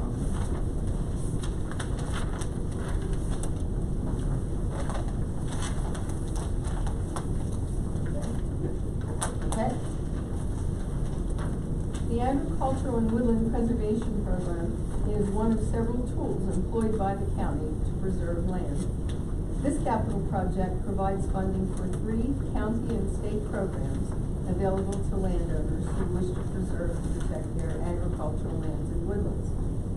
To date, 150 landowners have chosen to do so while preserving nearly 14,000 acres in Anne Arundel County.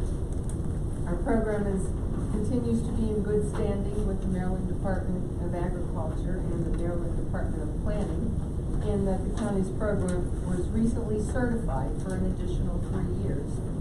Certification means that we're able to retain 75% of the agricultural transfer tax to be used for ag and woodland preservation. Landowners are guided through the Maryland Agricultural Land Preservation Foundation program first, in order to take full advantage of available state funding. During the FY19 cycle, we were able to secure an additional $1.4 million in matching funds by providing an $850,000 match in addition to the county's general allotment. So we put the applicants through that program first because we have available funding, and that stretches our county dollars even further. We provided you with a map. It's in the back of your department handout. Okay, if you want to pull that out. I want to call to your attention that currently there are 8 applications in various stages of the process, totaling 740,000 acres. There are 4 going through the MOUT program, 2 through the county program, and 2 through the Rural Legacy program. So you can see on the map we have 1 farm that's applied in Odenton. We have 3 farms in Davidsonville, 2 in Harwood, 1 in Lothian, and 1 down at the Calvert County line. So the applications stretch a good distance. I'd be happy to answer any questions about any of the 3 programs or anything else. Barbara, Yes, sir. I just want to say, as again, new to some of these programs. Mhm. I just finished the Leadership on the Rondo program last year. And older gentleman, I can't remember his name, talked to us about this program. Very astonished to know that this exists and that the county has a full progressive viewpoint of saving farmland. And also to understand the history of the transformation from tobacco farms to this program is great. Give you guys kudos for Great, thank you. sustaining this program. You're talking about Chris Wilson? Now it's full time. He was like 90 years old. Yeah. You had a bus trip, right? Bus trip, yeah. Went to some of the farms. I spoke on that bus trip, so I do remember. Yes, Yeah. whoever that guy is, he's your best role model. Best That's Chris Wilson. He has a big horse farm. Question. Yes, Is there a sir. backlog in your country? No, not right now, but it seems to be pretty steady. 8 applications at one time is the most we've had in quite a while. Normally it's 3. So, we've got a lot of interest now.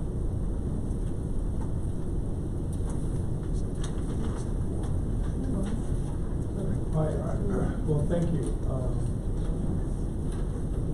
There still seems to be interest though. There is. That's good. Great. Any further questions? All right. Thank you. Thank you very much. Great for everybody in the department. I think that now is a good time to, a little early. How'd that happen? Oh, Kurt didn't say much. That's